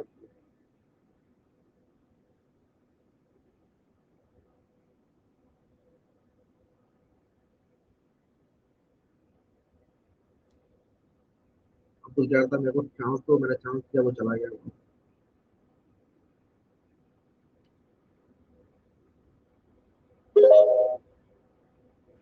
हेलो। हेलो भैया। हाँ जी, आपने वैसे क्वेश्चन यहाँ पे लिखा हुआ है, ये आपका ही क्वेश्चन है ना, यही क्वेश्चन है आपके? हाँ हाँ हाँ भैया। ठीक है जी, मैं पढ़ ले लेता हूँ भाई। मैकेनिकल से हूँ, मेरा सेकंड क्वेश्चन, पहला क्वेश्चन क्या था? मेरे 2 क्वेश्चन है। अच्छा, पहला, how to manage time with company, कितना टेक्निकल स्किल इनफ है कंपनीज प्रोजेक्ट्स के लिए। 3 क्वेश्चन, क्या क्या करें, मतलब व्हाट शुड बी और ना। आप देखिए, अगर आप अभी कंपनी में काम कर रहे हैं ऑलरेडी, और आई थिंक काफी सारे लोग हैं जो काम कर रहे हैं, तो मैं मल्टीपल बार ये सेम चीज रिपीट कर चुका हूँ। थोड़ी एक्स्ट्रा मेहनत करनी पड़ेगी यहाँ पे, ठीक है। टाइम मैनेज कैसे करना है, वही आप आओ रात में बैठो, अपना जो भी 2-3 घंटा आप दे सकते हो वो दो। अगर कोई कॉलेज स्टूडेंट है तो वो ज्यादा टाइम दे सकता है, आप जॉब कर रहे हो आपको कम टाइम मिलेगा, और ऑब्वियसली कम टाइम है तो कम टाइम में ही करना पड़ेगा। लेकिन वही कंसिस्टेंटली, अगर यही जो आपके 2-2 घंटे 3-3 घंटे अगर आप दे रहे हो डेली के, मतलब आओ, हो सकता है जैसे 9 बजे मेरे साथ बैठ रहे हो, जिस दिन मेरे साथ नहीं बैठ रहे हो उस दिन भी 9 बजे बैठो, ठीक है, वो पेस टूटना नहीं चाहिए, उस दिन भी 9 बजे बैठो, और 9 से 12 में भी आपने पढ़ाई कर ली। जब हमारी क्लास खत्म हो जाती है तो वो क्लास खत्म होने के बाद भी जो हमने उस क्लास में करा, उसके अगर आप नोट्स बनाते चल रहे थे मेरे साथ पैरेलली, तो फिर वो एक बार गो थ्रू भी कर लिए। मैं वैसे क्या करता हूँ, ऐसे ही क्लास खत्म होती है, इसके नोट्स जो है वो आपको पीडीएफ की फॉर्मेट में टेलीग्राम पे डाल देता हूँ, सो दैट लोग उसी टाइम पे पढ़ना स्टार्ट कर दें। तो जैसे क्लास खत्म होती है एक बार दोबारा से रिवाइज कर लिया, मे बी नोट्स अच्छे से बना लिए, तो इस तरीके से थोड़ा और सॉलिडिफाई कर सकते हो अपनी लर्निंग को आज की क्लास की। तो करना क्या है यार, कि जहां पर आप देख रहे हो कि जो आपके फ्रेंड्स वगैरह हैं वो डिस्कस करते हैं एक नई सीरीज की, अच्छा यार ये देख रहा हूँ, मैं ये देख रहा हूँ, ये देख रहा हूँ, यार यहाँ घूमने गया, ये करा, ये किया, वहां पे आपको थोड़ी सी अलग मेहनत करनी पड़ेगी, क्योंकि अगर आप वही करते रहोगे जो करते आए थे, फिर वही मिलेगा जो सबको मिलता आ रहा है। ये बात क्लियर है? कुछ अलग करना पड़ेगा अगर कुछ अलग पाना है तो। That's okay. कितना टेक्निकल स्किल इनफ होगा, कितना टेक्निकल स्किल इनफ होगा, बेसिकली अगर आप लोगों ने डीएसए जो मेरे साथ करते आ रहे हो करते चले, तो भी आप कंपनीज में अप्लाई करने के लिए एलिजिबल हो। आपका जो एक्सपीरियंस है वो आपकी हेल्प करेगा वहाँ पे। आप SD1 रोल्स के लिए अप्लाई कीजिए, और टेक्निकल स्किल्स की बात करें तो यही जो हम कर रहे हैं यहाँ पर वो करते चलिए। दूसरी चीज, एक और चीज आप कर सकते हो कि आप चाहो तो जो कंपनी का काम है और जो हमारा काम, जो हमें पढ़ना है, हमें जो कंपनीज की तैयारी करनी है, उन दोनों को भी अलाइन करने का ट्राई कर सकते हो। जरूरी नहीं कि वो दोनों एकदम ऑपोजिट डायरेक्शन में जाए हमेशा, हो सकता है उनको किसी ना किसी तरीके से आप यूटिलाइज करो। तो बेसिकली मैं ये कह रहा हूँ कि ऑफिस के टाइम को भी आप यूटिलाइज करो अपनी लर्निंग के लिए, कुछ ना कुछ उसमें से भी निकालने का ट्राई करो। मे भी हो सकता है कि अगर आपके प्रोजेक्ट में ऐसा ना हो, कहीं और किसी और प्रोजेक्ट में ऐसा हो रहा हो, तो उस प्रोजेक्ट में जाने का ट्राई करो, इस तरीके से। एंड्रॉइड डेवलपमेंट के लिए कहाँ से स्टार्ट करें? आई थिंक अगर आप एकदम बिगनर हो तो हमारी एक प्लेलिस्ट है यूट्यूब के ऊपर, वहां जाके आप स्टार्ट कर सकते हो। वहाँ पे एंड्रॉइड डेवलपमेंट फॉर बिगनर्स ही है वो, that is at good age any. कुछ फ्रेंड्स भी ढूंढने चाहिए क्या फॉर डीएसए लर्निंग? अगर हैं तो अच्छी बात है, लेकिन in the long run it's only you, मतलब ठीक है, जो आपको देखना है अपने आप को, तो आपको ही देखना है, ठीक है। हेल्प करते हैं, मेरी तो काफ़ी हेल्प की है मेरे फ्रेंड्स ने, और काफ़ी लोग हैं जिनकी हेल्प करते हैं, लेकिन आपके ऊपर भी डिपेंड करता है, ये कोई मैंडेटरी चीज़ नहीं है। Definitely it will help, but again it depends on you, it will help और नॉट। कई लोगों के लिए अगर फ्रेंड्स के साथ बैठ गए तो फिर गपशप ही होंगी, पढ़ाई नहीं होगी, ठीक है, तो मे बी वो काम ना करे। May be it depends on your friends as well, किस टाइप का ग्रुप है। तो ये तो बहुत ज़्यादा सब्जेक्टिव टाइप ऑफ क्वेश्चन है।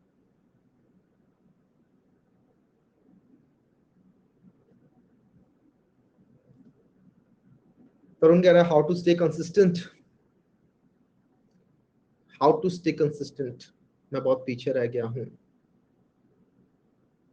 देखो एक चीज समझने का ट्राई करो, अगर कंसिस्टेंसी ब्रेक हो रही है, उसकी वजह से आपको लग रहा है कि पिछले वाली क्लासेस मिस हो गई हैं, उस चक्कर में ये वाली क्लासेस जो अभी करंटली चल रही है उनको हैम्पर मत करने देना यार। ये मत सोचना कि मैं बहुत पीछे आ गया हूँ, मेरी वो पिछला तो मैंने पढ़ा नहीं, तो ये वाला कहाँ से पढ़ लूंगा, ऐसा नहीं है। यहाँ पर काफी इंडिपेंडेंट चीजें चल रही है, इंडिपेंडेंट टॉपिक्स भी हैं।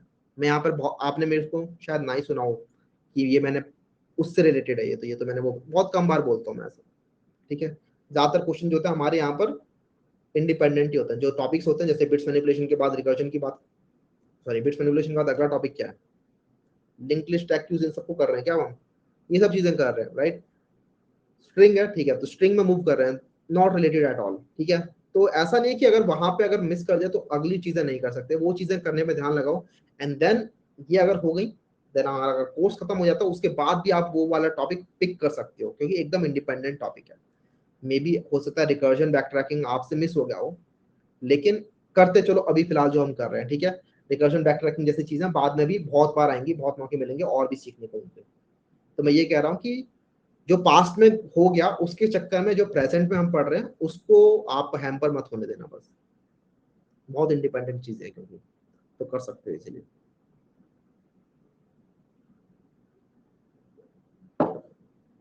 ठीक है तरुण।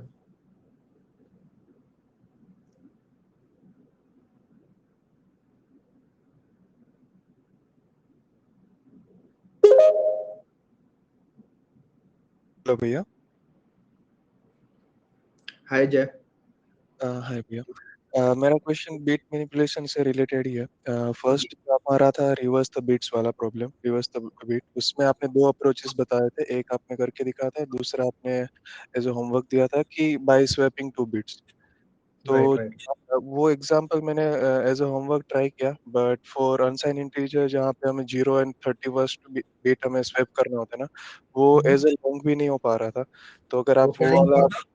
बाय स्वैपिंग टू बीट्स नहीं जो नहीं, तो आप, उसमें क्या नहीं पाता 0 और 31st बिट में? हाँ, जो 31st बीट को अगर जब हम रिवर्स कर रहे थे ना, तो वो सही से नहीं हो पा रहा था जब long as a long data type use कर रहे थे तब। तो वो अगर आप एक हाई लेवल पे बता पाओगे या एक करके कोड करके ठीक दिखा पाओगे तो बेट। मैंने वैसे गूगल भी किया जीएफजी और लिट कोड पे, but as a long data type नहीं मिला कहीं पे। ठीक है, समझ गया मैं। ऑलराइट एंड कर। हाँ हाँ जी, और जी, एंड बोलिए। सेकंड जो हमारा बीट मैनिपुलेशन का असाइनमेंट में क्वेश्चन था कि जब यूनिक एलिमेंट फाइंड करना है where rest all are repeated thrice, वो एक बार आप हाई लेवल पे लॉजिक बता दो कि ऐसे करना होता है, तो that would be great. Alright, ठीक है। थैंक यू भैया। सबसे पहला क्वेश्चन तो ये है, you can drop of now. या 32 बिट को रिवर्स करना है। यहाँ पर प्रॉब्लम आ रही है कि जब हम रिवर्स यूजुअली तो कर लेंगे इसको, ठीक है, रिवर्स करने का वाला हमने फंक्शन भी देखा हुआ है, स्वैप वाला फंक्शन हमने यहाँ पर देखा हुआ है। स्वैप तो करते चलेंगे, और 15 बिट्स को स्वैप भी कर लिया, 15 बिट्स को यहाँ से स्वैप किया, 15 बिट्स को यहाँ से स्वैप किया, तो वो पूरा पूरा नंबर हमारा स्वैप हो गया। समझ रहे हो मैं क्या कहना चाह रहा हूँ? सपोज करो ऐसे कुछ नंबर था हमारा, क्वेश्चन है स्वैप बिट्स, स्वैप नहीं एक्चुअली रिवर्स है, रिवर्स बिट्स, ये क्वेश्चन है। तो इस क्वेश्चन के अंदर ऐसे 1 0 1 0 ऐसे करके कितने, सपोज करो 0 1 0 ऐसे है। तो यहाँ पर क्या है कि ये आपकी 0th बिट है और ये आपकी 31st बिट है, राइट। प्रॉब्लम इसको यहाँ पर आ रही है कि सबसे पहले तो मैंने जो बताया था कि अप्रोच क्या रहने वाली है, अप्रोच समझ लेते हैं कि अप्रोच ये होगी कि आप पकड़ो ये वाली बिट, 31st बिट पकड़ो और 0th बिट पकड़ो, इन दोनों को रिवर्स कर दिया तो क्या होगा, ये 0 यहाँ आ जाएगा, 1 यहाँ आ जाएगा, ठीक है। उसके बाद अगला क्या करना है कि इस बिट को पकड़ो, इस बिट को पकड़ो, रिवर्स कर दो, तो 1 यहाँ आ जाएगा, 0 यहाँ आ जाएगा, एंड सो ऑन। इस तरीके से रिवर्स करते रहना और मिड पॉइंट तक आते आते कर दो ये काम, ठीक है। तो मिड पॉइंट कहाँ पे होगा, ऑब्वियसली कि यहाँ पर होगा आपका 15 और यहाँ पे होगा 14। तो आपको ये लूप जो है वो 0 से लेकर 14 तक चलाना है, ठीक है। 0 से लेकर 14 तक एक लूप चला दो और उसके लिए आप रिवर्स कर सकते हो। तो मैं एक छोटा सा लूप कोड करने का ट्राई करता हूँ, ठीक है। और प्रॉब्लम जो आ रही है वो यहाँ आ रही है कि ये वाली जो बिट है ये मिल नहीं पा रही है इस वाली बिट के लिए, क्योंकि इंट के अंदर दिक्कत होती है इस वाली बिट को ढूंढने के लिए, राइट। इंट में अगर आप इसे इवन आपने इसे लॉन्ग में रखा हुआ है तो भी ये वाली बिट लॉन्ग में मिल जाएगी, ये वाली बिट, ठीक है। क्योंकि लॉन्ग में क्या होता है, ये आपका 64 बिट का होता है, ठीक है। तो यहाँ पर 63rd बिट जो होगी वो लास्ट बिट होगी इसकी, तो 31st बिट आपको वहां मिल जाएगी लॉन्ग के अंदर। लेकिन आप जो ऑपरेशन कर रहे होते हैं वो यूजुअली 1 वगैरह लाके करते हैं, तो वहां पे वो इंट में कन्वर्ट हो जाता है, ठीक है। इसी वजह से, इवन इसी वजह से मैंने जब शुरुआत में ये क्वेश्चन सॉल्व किया था तो मैंने यहाँ पर ये एल नहीं लगाया था, याद है आपको। मैंने ये भी लॉन्ग लिया हुआ है, मैंने ये भी लॉन्ग लिया हुआ है, लेकिन मैंने ये एल नहीं लगाया था यहाँ पर, टू हाईलाइट दिस प्रॉब्लम कि ऐसा होगा। आपने भले ही लॉन्ग वगैरह ले रखा है हर जगह, लेकिन आपने क्योंकि यहाँ पर 1 के आगे एल नहीं लगाया and you are doing some calculation over it, तो वो अल्टीमेटली वो इंटीजर ही बन रहा है। तो आप ऐसे करके सिर्फ इंटीजर के साथ काम कर रहे हो और आप रिजल्ट के अंदर एक इंटीजर वैल्यू डाल रहे हो which is a negative value, जब अगर आपने एल नहीं लगाया तो मे बी ये वाली टाइप की गलती कहीं ना कहीं हो रही हो। आई थिंक रिवर्स जब हम कर रहे हैं बिट्स को, जब स्वैप कर रहे हैं, तो आप यहाँ पर भी देख सकते हो जब हम बिट्स को स्वैप कर रहे हैं तो हम क्या कर रहे हैं, मास्क हमने जो बनाया है वो बनाया है 1 के साथ, ठीक है। तो may be the problem lies here कि जो आप मास्क बना रहे हो ये लॉन्ग मास्क बनाओ, और लॉन्ग मास्क बनाने के लिए इसको एल लगाना पड़ेगा यहाँ पे। बात क्लियर हो रही है कि जो आपने नंबर लिया वो लॉन्ग है, बिल्कुल सही बात है, लेकिन जो आप मास्क बना रहे हो जिसकी हेल्प से आप स्वैपिंग कर रहे हो वो एक इंटीजर मास्क बन रहा है, तो उसको भी लॉन्ग बनाओ। उसको लॉन्ग बनाओगे तो स्वैपिंग अच्छे से होगी, आई थिंक अगर तब ट्राई करोगे तो हो जाएगा। बाकी एक बार जरा हम कोड भी देख लेते हैं, मैं हाई लेवल से कोड कर देता हूँ। I would definitely urge you all to try this question by yourself. तो एक आप बनाओगे int for int I equals to 0, i less than equals to 14, i plus plus, ये हो गया। और फिर आपने को करना क्या है, बस स्वैप करना है इस इंटीजर के अंदर which what ever the integer is. तो आपको मान लो n दे रखा है, n इंटीजर है, इसके अंदर हमें i बिट और 31 माइनस i बिट इसको स्वैप कर देना है। ये लूप चलाना सिंपल सा। अब बस यहाँ पे दिक्कत क्या हो रही है कि ये जो फर्स्ट 0th और 31st बिट है ना, सिर्फ इसमें दिक्कत हो रही है। इस बिट में दिक्कत हो रही है तो हमें समझ में आ रहा है रूट कॉज क्या है, कि ये स्वैप वाला फंक्शन है ये स्वैप नहीं कर रहा है, ये इंटीजर के ऊपर स्वैप कर रहा है, लॉन्ग के ऊपर स्वैप नहीं कर रहा है। तो बस इसको मेंटेन कर लेना अपने को, यहाँ पे एल लगा लेना तो ये ठीक हो जाएगा। और एक और क्वेश्चन क्या था इसका, find the only non repeating element in an array where every element repeats thrice. ये क्वेश्चन किया था किसने, हुआ लोगों से?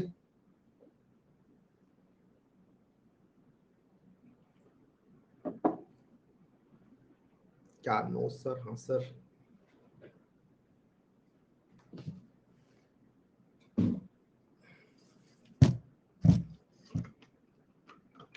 एक किसके लिए हुआ? नहीं, नहीं मतलब मैं क्वेश्चन रिपीट करता हूँ कि ये क्वेश्चन कर पाए तो थम्स अप, नहीं कर पाए तो ये कर दो।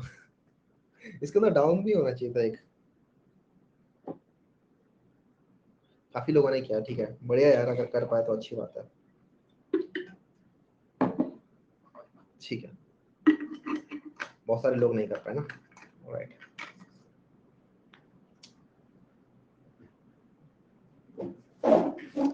ठीक है, तो it's a new question again, ये भी एक नया क्वेश्चन है जिसके अंदर अगेन एक ट्रिक है। वो ट्रिक पता होगी तो आप इजीली कर पाओगे इसके टाइप के और भी क्वेश्चन फ्यूचर में। और डोंट वरी, इनफ क्वेश्चन हमें कर लिए हैं जिसके बाद बिट्स के अंदर ज्यादातर ट्रिक्स हमने कवर कर लिया। मतलब अगर 100% ट्रिक्स हैं तो हमने 90% ट्रिक्स कवर कर लिए हैं, 10% कुछ ना कुछ यहाँ वहाँ उल्टी सीधी रह गई होंगी, वो भी अगर आप लोगों ने क्वेश्चन प्रैक्टिस कर लिए इस वेबसाइट के ऊपर जाके तो फिर वो भी कवर हो जाने वाली है, राइट। तो देखते हैं इस वाले को, find the only non repeating element in an array where every element repeats thrice. ठीक है, तो एरे है कुछ इस तरीके का, सपोज करो कि 3 3 1 2 3 2 2।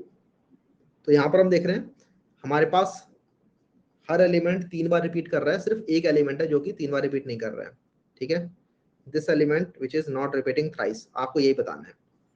तो इसको क्वेश्चन करने के लिए एक टेक्निक है।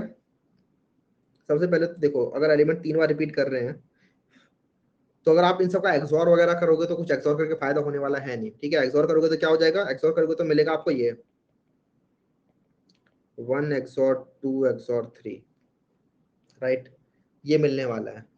अगर आप एक और बार एक्सॉर करोगे तो क्या होगा, एक और बार 1 एक्सॉर 2 एक्सॉर 3 के साथ पूरा दोबारा से एक्सॉर करोगे तो क्या होगा, 3 से 3 गायब हो जाएगा, ये मिलेगा आपको 1 एक्सॉर 2 एक्सॉर 3, उसके बाद अगेन एक्सॉर मिलेगा 3 से 3 ये गायब हो जाएगा, देन अगेन जो 3 एक्सॉर 3 मिलेगा वो एक दूसरे को गायब कर देंगे, एंड देन जो अगेन एक्सॉर 2 मिलेगा वो एक दूसरे को फिर से गायब कर देंगे, और जो एक और एक्सॉर 2 होगा वो इसको गायब कर देगा, और एक्सॉर 1 जो मिलेगा वो इस वाले 1 को भी गायब कर देगा। लेकिन बात क्लियर हो रही है? तो एक्सॉर करके दोबारा एक्सॉर करोगे तो आपको फाइनली अल्टीमेटली 0 मिलने वाला है। This is not how you will able to solve this question. ठीक है, तो एक्सॉर वगैरह करके फायदा नहीं है। हैश मैप से हो गया था, यस हैश मैप से हो सकता है, लेकिन again hash map is not the required मतलब द डिजायर्ड सॉल्यूशन हियर। आप हैश मैप के अंदर क्या कर रहे हो, आप एक स्पेस यूज कर रहे हो which is of size big of n। Hash map से हो जाएगा, हैश मैप से आप कर लोगे इजीली। हैश मैप में करना क्या है, पहले एलिमेंट देखो 3 है क्या इसके अंदर, नहीं है 3, ठीक है, 3 की फ्रीक्वेंसी क्या है 1, दोबारा 3 मिला तो 3 की फ्रीक्वेंसी 2 कर दी, दोबारा 1 मिला तो 1 की फ्रीक्वेंसी 1 कर दी, सिमिलरली 2 मिला तो 2 की फ्रीक्वेंसी 1 कर दी, इस तरीके से फिर 3 मिला तो 3 की फ्रीक्वेंसी 3 कर दी, देन 2 की फ्रीक्वेंसी 2 कर दी, देन 2 की फ्रीक्वेंसी 3 कर दी, चेक किया किसकी फ्रीक्वेंसी 1 है, ये इस 1 की फ्रीक्वेंसी 1 है, मिल गया। बट ये डिजायर्ड सोल्यूशन नहीं है, आपको बिग ऑफ n से बिग ऑफ 1 में इसकी स्पेस कॉम्प्लेक्सिटी लेके आनी है, और बिट मैनिपुलेशन की हद से हो सकता है क्वेश्चन। कैसे होगा देखो, आपके पास टोटल 32 बिट्स होती हैं अगर हम इंटीजर की बात कर रहे हैं तो, ठीक है, मान लो 0 1 2 3 ऐसे करते करते यहाँ पर 31st बिट होगी आपकी। तो अगर हम 3 को स्टोर करते हैं तो 3 कैसे स्टोर होगा, 3 होता है 1 1, राइट, 1 होता है 0 1, और 2 होता है 1 0, ये होता है आपका 3, ये होता है आपका 1, और ये होता है आपका 2। इनको जब अगर आप इनकी अगर 1 वाली फ्रीक्वेंसी को, सपोज करो ये जो एरे है, ये जो एरे आपने बनाया, अब बोलोगे भैया आपने तो यहाँ पे एरे बना लिया, आप भी तो एक स्पेस यूज कर रहे हो, लेकिन आप देखोगे तो ये एरे जो है मैं 32 इंटीजर का एरे बना रहा हूँ। ठीक है, ये जो मेरा एरे है ये 32 इंटीजर का है विच इज कॉन्स्टेंट, राइट। तो मेरा अगेन बिग ऑफ 1 ही है, बिग ऑफ 32 या बिग ऑफ 1 कह लो, बात एक ही है। अगर मैं 1000 इंटीजर्स का भी एरे बनाता तो वो भी बिग ऑफ 1 कहा जाएगा, बिग ऑफ n नहीं कहा जाएगा। It is not varying with the size of array, नहीं, ये चाहे कितना ही बड़ा एरे का साइज हो जाए, मेरा एरे जो है वो 32 साइज का रहने वाला है। तो इसमें करेंगे क्या हम कि जीरो इंडेक्स पे कितने एलिमेंट, जीरो इंडेक्स पे कितने नंबर्स की बिट्स सेट है देखते हैं। 3 जो होता है वो होता है 1 1, तो 3 होता है 1 1, और 3 की जीरो इंडेक्स पे एक बिट होती है, राइट। तो यहाँ पर हमने काउंट प्लस कर दिया, और देन यहाँ पर भी काउंट प्लस कर दिया, ये हो गया 3। अगला वाला 3 आएगा तो वो भी 1 1 होता है, राइट, वो भी 1 1 होता है। तो उसके लिए अब हम 0 पे कर देंगे +1, तो अब ये यहाँ पे हो जाएगा 1 से 2, और यहाँ पे हो जाएगा 1 से 2। बेसिकली ये जो एरे है ये बता रहा है, इसकी हर इंडेक्स बता रही है कि हर इंडेक्स पे कितनी सेट बिट है for the number present in this array. अगला नंबर आया 1, 1 होता है 0 1, राइट। तो 0 1 के अंदर सिर्फ इसको इंक्रीमेंट करेंगे, इसको इंक्रीमेंट नहीं करेंगे बगल वाले को। अगला आया 1 0, ठीक है, 1 0, 2 आया, 2 होता है 1 0, तो उसके लिए कहाँ कहाँ पर सेट बिट्स है वहां पर जाके इंक्रीमेंट कर दो। तो 2 होता है 1 0, उसके लिए यहाँ पर एक सेट बिट होती है, तो ये हमने 2 से 3 कर दिया। अगला आया 3, 3 होता है 1 1, तो उसके लिए भी हम अपनी सेट बिट इंक्रीमेंट कर देंगे। तो 1 1 होता है तो ये हो जाएगा 4 4, ठीक है, ये भी हो जाएगा 4, और ये भी एक इंक्रीमेंट हो जाएगा, ये भी हो जाएगा 4। फिर अगला आया 2, 2 होता है 1 0, 1 0 होता है तो इसकी सेट बिट ये वाली हम 4 से 5 कर देंगे, देन अगला आया दोबारा से 2, तो उसके लिए हम इसकी सेट बिट को अगेन एक इंक्रीमेंट कर देंगे, हो जाएगा 6, हो जाएगा 4। ठीक है, तो यहां पर आ रहा है कि इस वाली पोजीशन पे 6 बार 1 आया और इस वाली पोजीशन पे 4 बार 1 आया। ठीक है, अब हम क्या करेंगे, अब हम क्या करेंगे कि हम देख लेते हैं कि क्योंकि जो नंबर्स हैं वो 3 के मल्टीपल्स में है। ठीक है, नंबर्स 3 के मल्टीपल्स में है, तो जहां भी जो बिट्स हैं वो 3n के मल्टीपल में है, वहां पर तो 0 होगा, और जहां भी 3n+1 के फॉर्मेट में है बिट्स, वहां पे 1 होगा। तो देखते हैं, ये जो 6 है, यहाँ पर 6 बार 1 आया है, तो यहाँ पर 0 होगा, और यहाँ पर 4 है, तो यहाँ पर 3 बार 1, 3n+1 के फॉर्मेट में है, तो यहाँ पर एक 1 होगा। तो हमें मिल गया कि जो नंबर बचा हुआ है, जो आपका नंबर जो सिर्फ एक बार प्रेजेंट है, वो है 0 1, और जो बनता है बाइनरी के डेसिमल के अंदर 1। तो इस तरीके से इस क्वेश्चन को आप सॉल्व कर सकते हो। तो इसके जो कुछ स्टेप्स हैं वो मैं बता देता हूँ एक बार। स्टेप्स कुछ इस तरीके से रहने वाले हैं कि step number 1, create a 32 size int array. ठीक है, दूसरा, फॉर एवरी इंटीजर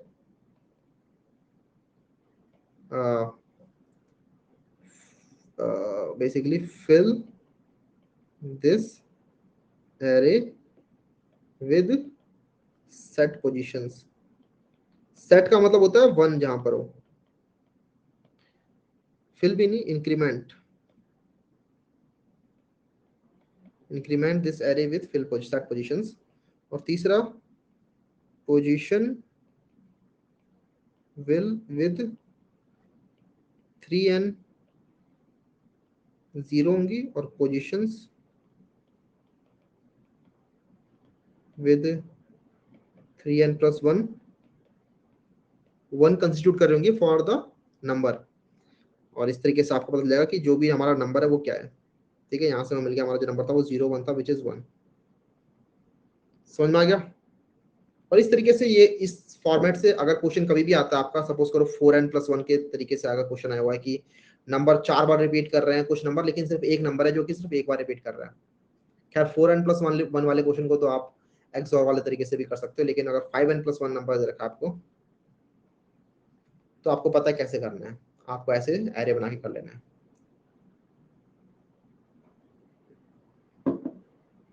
ठीक है, here n is the size of the array।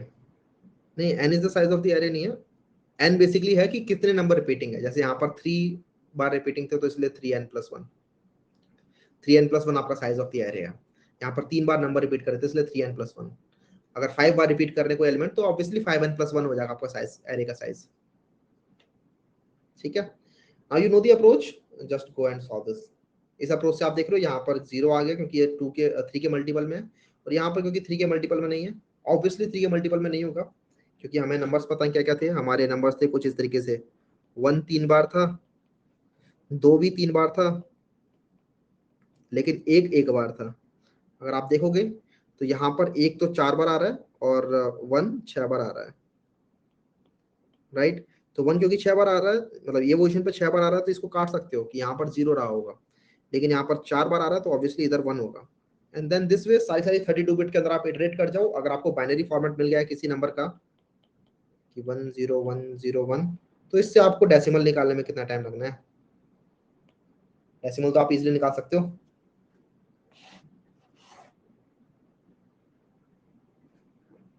Time complexity क्या आएगी इस क्वेश्चन की,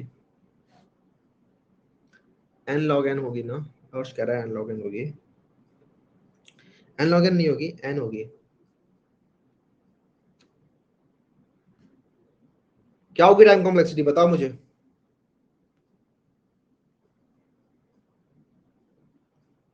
बताओ बताओ बताओ, नहीं बता रहा कोई भी, सो गए क्या सब। अमन कह रहा बिग ऑफ n, n होगी, राइट, n होगी, राइट, n होगी। n क्यों होगी भैया, तो बेसिकली यार आप क्या कर रहे हो, हर एक नंबर के लिए for every integer increment the array with the set position. तो आप हर एक इंटीजर के लिए इस पूरे के पूरे एरे में ट्रैवल कर रहे हो, राइट, इस पूरे को पूरे एरिया में ट्रैवल करो। और ये जो एरिया ये तो कांस्टेंट साइज का है, ये तो सिर्फ 32 साइज का है, तो 32 मल्टीप्लाई बाय n, यही तो टाइम कॉम्प्लेक्सिटी आ रही है आपकी, which is big of n। उसने कहा था n log n, वो इसलिए कह रहा था क्योंकि आप क्या कर रहे हो, जो नंबर है आपका उसके लॉग, उससे लॉग निकाल के होता है, लेकिन वो दो चीजें हैं, n का मतलब है size of the array, not the individual integer value, right. आप दो अलग अलग चीजों को कंफ्यूज कर रहे हो, एक्सक्यूज मी। तो जो सबसे बड़ा लॉग आ सकता है किसी भी नंबर का फॉर एन इंट वैल्यू, वो 32 ही आ सकता है, क्योंकि 2 रेज़ पावर 31 तक ही जा सकते हो आप नंबर्स में। तो 32 multiply by n which is big of n, where n is the size of the array, ठीक है। अब तो n, alright, let's take some more questions. तो आई होप कि आप इसका कोड कर लो। एक अरित्र आया था, देन अब एक पवित्र आ गया। हेलो, गुड इवनिंग भैया। हेलो भैया मेरा डाउट था कि मतलब प्लेसमेंट का क्या सिनेरियो रहता है। मुझे एक सीनियर थे, उनसे पता चला था कि मतलब विदाउट डीएसए प्रोजेक्ट बेसिस पे भी हो जाता है। मतलब जैसे किसी एरिना में, जैसे वेब डेवलपमेंट है, एंड्रॉइड डेवलपमेंट है, इसमें कोई प्रोजेक्ट कर रखा है तो उसके बेसिस पे भी हो जाता है। मतलब कोई मेगा प्रोजेक्ट है, या मतलब डीएसए है कंपलसरी, या बोथ? कौन सी कंपनी की बात कर रहे थे वो, किस टाइप की कंपनीज की बात कर रहे थे आपके सीनियर? एनक्यूटी से टीसीएस एनक्यूटी की बात कर रहे थे, नेशनल ठीक है जी, टीसीएस। ऑलराइट, ये क्वेश्चन है। यस। देखिए बेसिकली होता क्या है कि मैं बताता हूँ, डिपेंड करता है कंपनी टू कंपनी कि उनको किस टाइप के लोग चाहिए। यूजुअली क्या होता है, जो आपके स्टार्टअप टाइप की कंपनी होते हैं, उनको ऐसे लोग चाहिए जो कि आते ही काम करना स्टार्ट कर सके। तो वो डीएसए के क्वेश्चन तो पूछेंगे तब भी, अगर आप as a software development engineer जा रहे हो किसी कंपनी के अंदर, तो फर्क नहीं पड़ता है किस कंपनी में जा रहे हो, डीएसए के क्वेश्चन आपसे स्टिल पूछेंगे, भले ही आपने बहुत अच्छे प्रोजेक्ट्स बना रखे हो। लेकिन जो कंपोनेंट होता है कि डीएसए के क्वेश्चन पूछेंगे, डेवलपमेंट के क्वेश्चन पूछेंगे, डीएसए के बेसिस पे जज किया जाएगा, डेवलपमेंट के क्वेश्चन के बेसिस पे जज किया जाएगा, वो वैरी करता रहता है। कुछ कंपनीज होंगी जो बिल्कुल भी आपसे डेवलपमेंट की चीजें नहीं पूछेंगी, आपसे जो भी आपने प्रोजेक्ट बनाए थे उसको डिस्कार्ड कर देंगे, उनको फर्क नहीं पड़ता है आपने क्या बनाया था, क्योंकि वो आपको आके नई चीजें सिखाने वाली है। उनका नया टेक स्टैक होता है, एकदम नया, उनके कंपनी स्पेसिफिक चीजें हैं। तो आपने भले ही कुछ भी सीख के आए हो, अगर आप एक फ्रेशर हो तो उनको फर्क नहीं पड़ता है। ऑब्वियसली HD2 HD3 हो तो आपने जो चीजें सीखी थी वो मैटर करेंगी उन्हें, but for fresher doesn't matter, वो बोलते हैं हम आपको सिखा देंगे, जब तक एज लॉन्ग एज आपकी डीएसए स्ट्रॉन्ग है। तो वो डीएसए के बेसिस पे जज करेंगे, बिल्कुल भी प्रोजेक्ट की बात नहीं करेंगे। वहीं पे कुछ कंपनी ऐसी होती है जो कि बोलेंगी ठीक है, हमें प्रोजेक्ट वाला बंदा चाहिए, जैसे मैंने बताया स्टार्टअप्स हैं कि हमें ऐसे लोग भी चाहिए जो आते ही काम करना स्टार्ट कर सके, तो वो आपको जज करेंगे दोनों की चीजों के बेसिस पे। और वहां पर अगर आपकी डीएसए थोड़ी बहुत गड़बड़ हो रही है, किसी किसी इंटरव्यू, जैसे मान लो 4 इंटरव्यू हो रहे हैं और 2 इंटरव्यू आपके प्रॉपर डीएसए बेस्ड हो गए और 2 इंटरव्यूज आपके प्रॉपर डेवलपमेंट बेस्ड है, जो भी आपने प्रोजेक्ट बनाया था, जिसमें भी सपोज वेब डेवलपमेंट के लिए अप्लाई किया या एंड्रॉइड डेवलपमेंट के लिए अप्लाई किया, तो उसके स्पेसिफिक आपके फिर इंटरव्यूज होंगे। तो अगर आपने डीएसए के राउंड एकदम ही बिल्कुल बकवास कर दिया, मतलब कोई भी क्वेश्चन आंसर नहीं कर पाया, तब तो वो अगेन वो भी आपको हायर नहीं करने वाले, चाहे आपकी कितनी अच्छी डेवलपमेंट हो।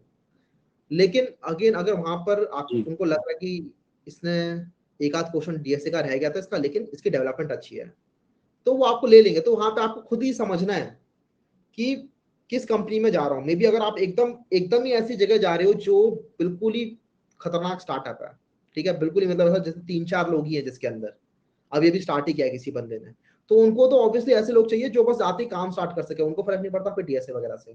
वो हायरिंग एंड फायरिंग वाला सीन भी बहुत रखते हैं, लेकिन उनको लगा कि 1 हफ्ते में आपने काम नहीं कर दिया तो वो फायर भी कर देंगे, पैसा भी दे देंगे, क्योंकि उनको इन्वेस्टर से पैसा मिला होता है, अभी भी नया नया।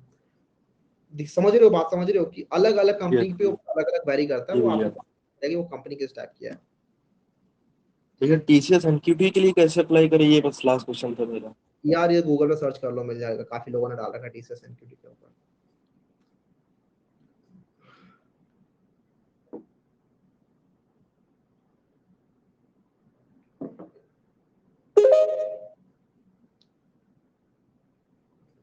हेलो एम आई ऑडिबल भैया?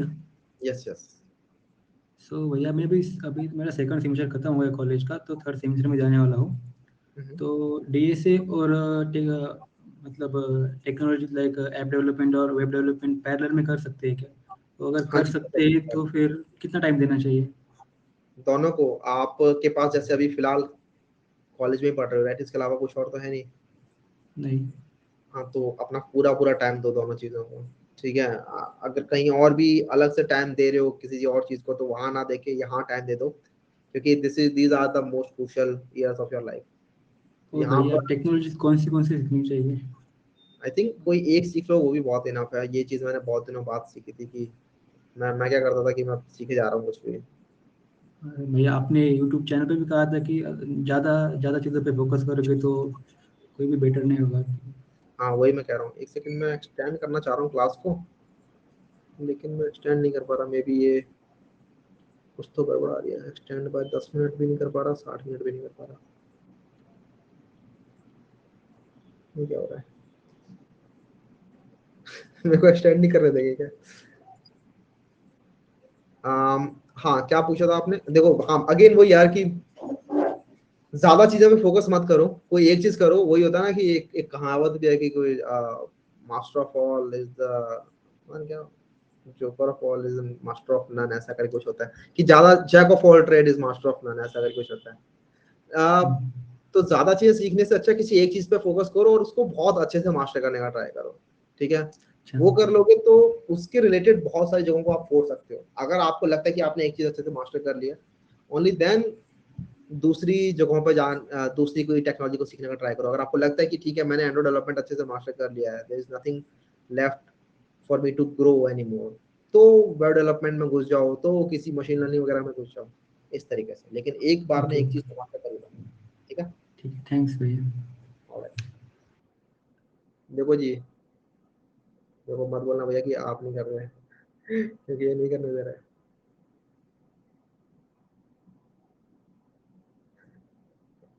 देख रहे हो, आज ही नहीं चाहता है। Let me-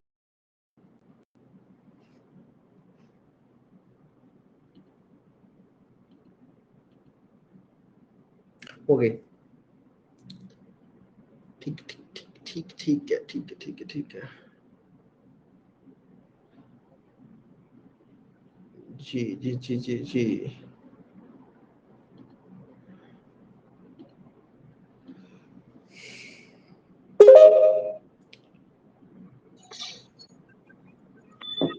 hello hello. भैया, आवाज आ रही है? हाँ जी आ रही है, बोलिए। भैया बहुत दिन से सवाल करना था, आप पिक ही नहीं करते थे, आज आपने कर लिया। भैया ये बहुत कंफ्यूजन हो रहा है।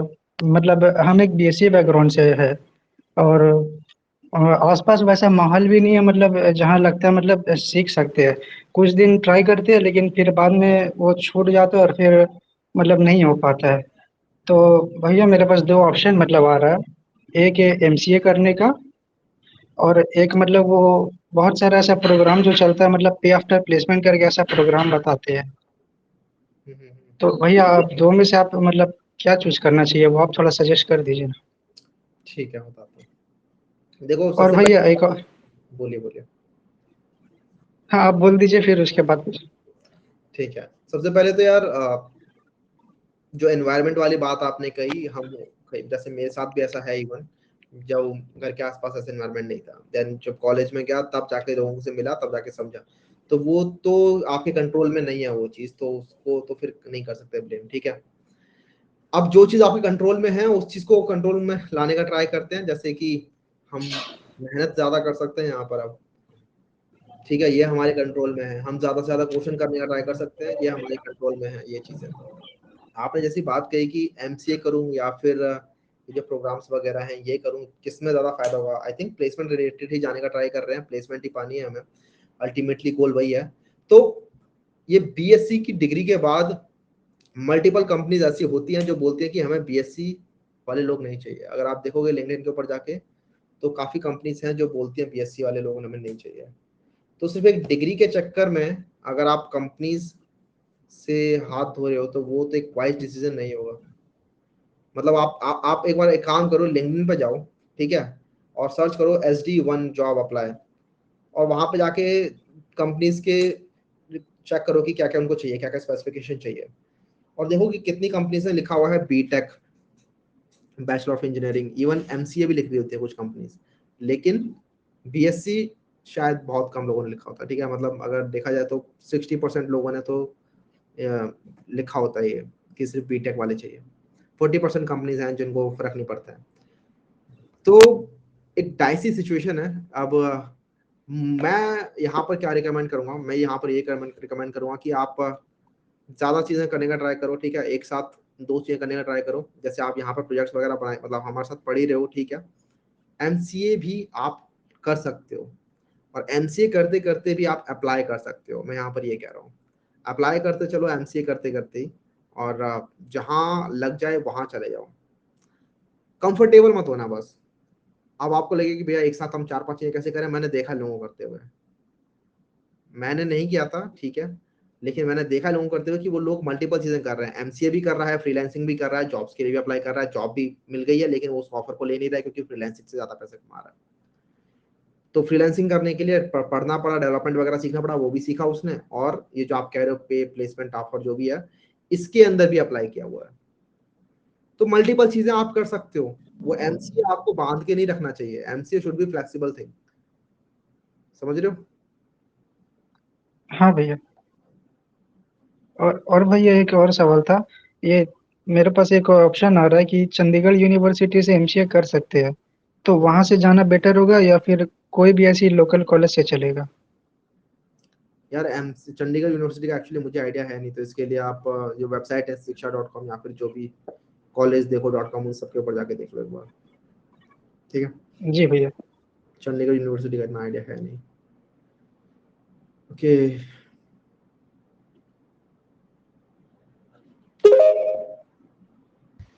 हाय गुड इवनिंग भैया।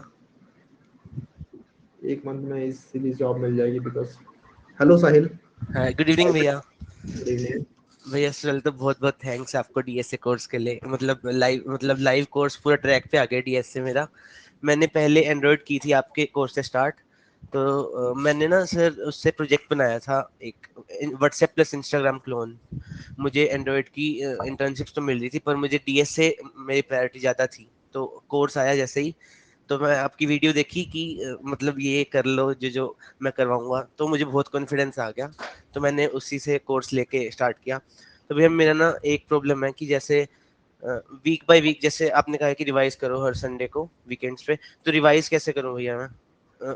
बहुत सारे क्वेश्चन हो जाते हैं। मैं अभी तक जैसे रिवाइज करता आ रहा हूँ, जो पीडीएफ देते हो उनके क्वेश्चंस कर लेता हूँ, पर और भी क्वेश्चंस करते हैं। सिर्फ संडे को मत करा करो यार वो क्वेश्चंस। अल्टरनेट डेज पे क्लास क्यों रखी है हमने? एक दिन हमने पढ़ा, एक दिन हमने सीखा, अगले दिन जो क्वेश्चंस आपको दिए गए हैं उनको सॉल्व करने का ट्राई करो। और जो संडे वाला जो टाइम मैं कह रहा हूँ, उसके अंदर बस रिवाइज करना जो भी पूरे हफ्ते में पढ़ा था। मे बी कुछ कुछ नए नए क्वेश्चंस पिक कर लिए, लेकिन ऐसा नहीं होना चाहिए कि पूरी 3 क्लासेस का जो भी होमवर्क है वो संडे को लाके पटक दिया आपने।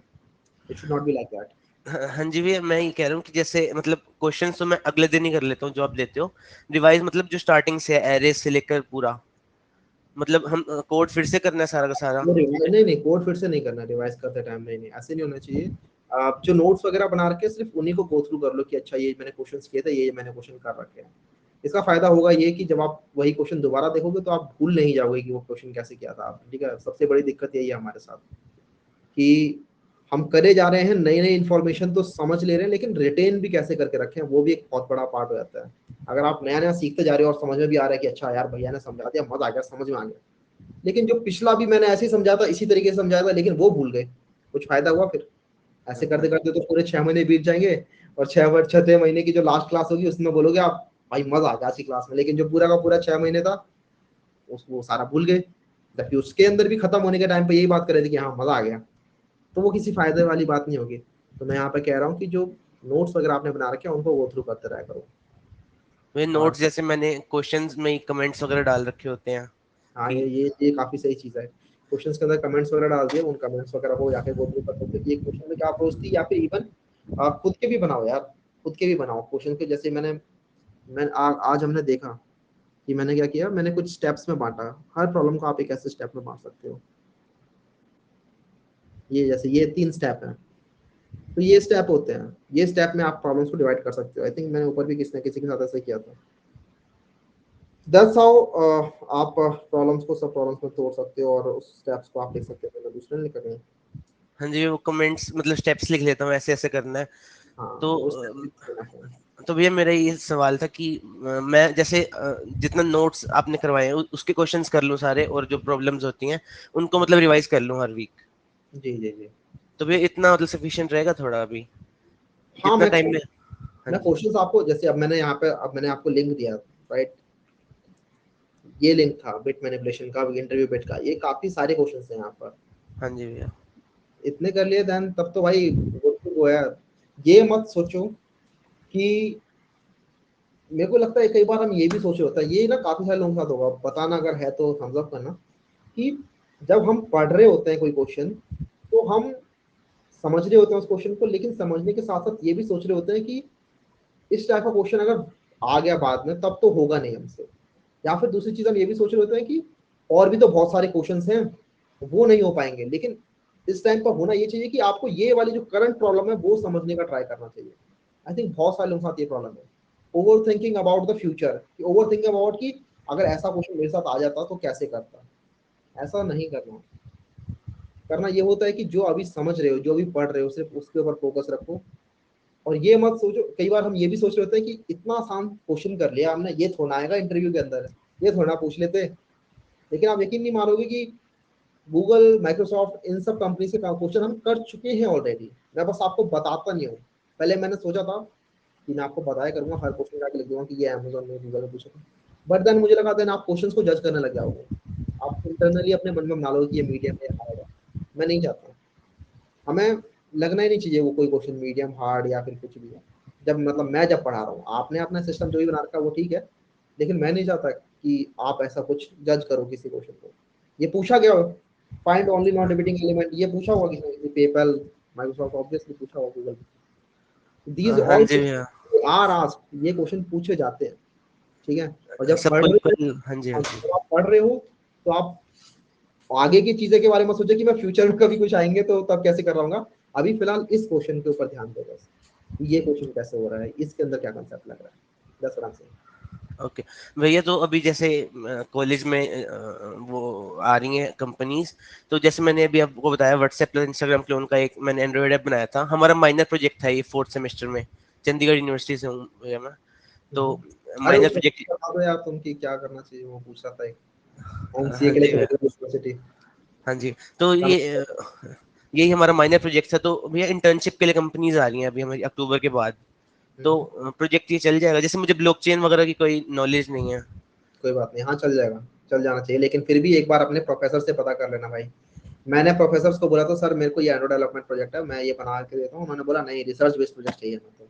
तब मुझे मशीन लर्निंग डालनी पड़ी थी जबरदस्ती की, ठीक है। तो ओके अपने ओके। प्रोफेसर से पता कर लेना कि क्या ये प्रोजेक्ट चल जाएगा कि नहीं, जिसके भी अंडर कर रहे होंगे, एक बार पता कर लेना, क्योंकि वो डिपेंड करता है और प्रोजेक्ट भैया पे। अगर ऑफ कैंपस अप्लाई करें तो इंटर्नशिप्स के लिए, हाँ जी, तो ठीक है, बढ़िया, करो अप्लाई। तो उसमें चल जाएगा एंड्रॉइड वाला प्रोजेक्ट? हाँ हाँ बिल्कुल, उसमें तो सारे प्रोजेक्ट चलते हैं, उसमें आपको अपने टॉप 3 प्रोजेक्ट डालने हैं, कहीं के भी हो, फिर तो फर्क नहीं पड़ता। ओके ओके, ठीक है, थैंक यू भैया, thank you so much. Right, ठीक है यार, इसी के साथ हम चलते हैं। संडे एंजॉय करो अपना, ठीक है। काफी सारे डाउट्स हो गए, काफी सारे क्वेश्चंस किए, मजे करो।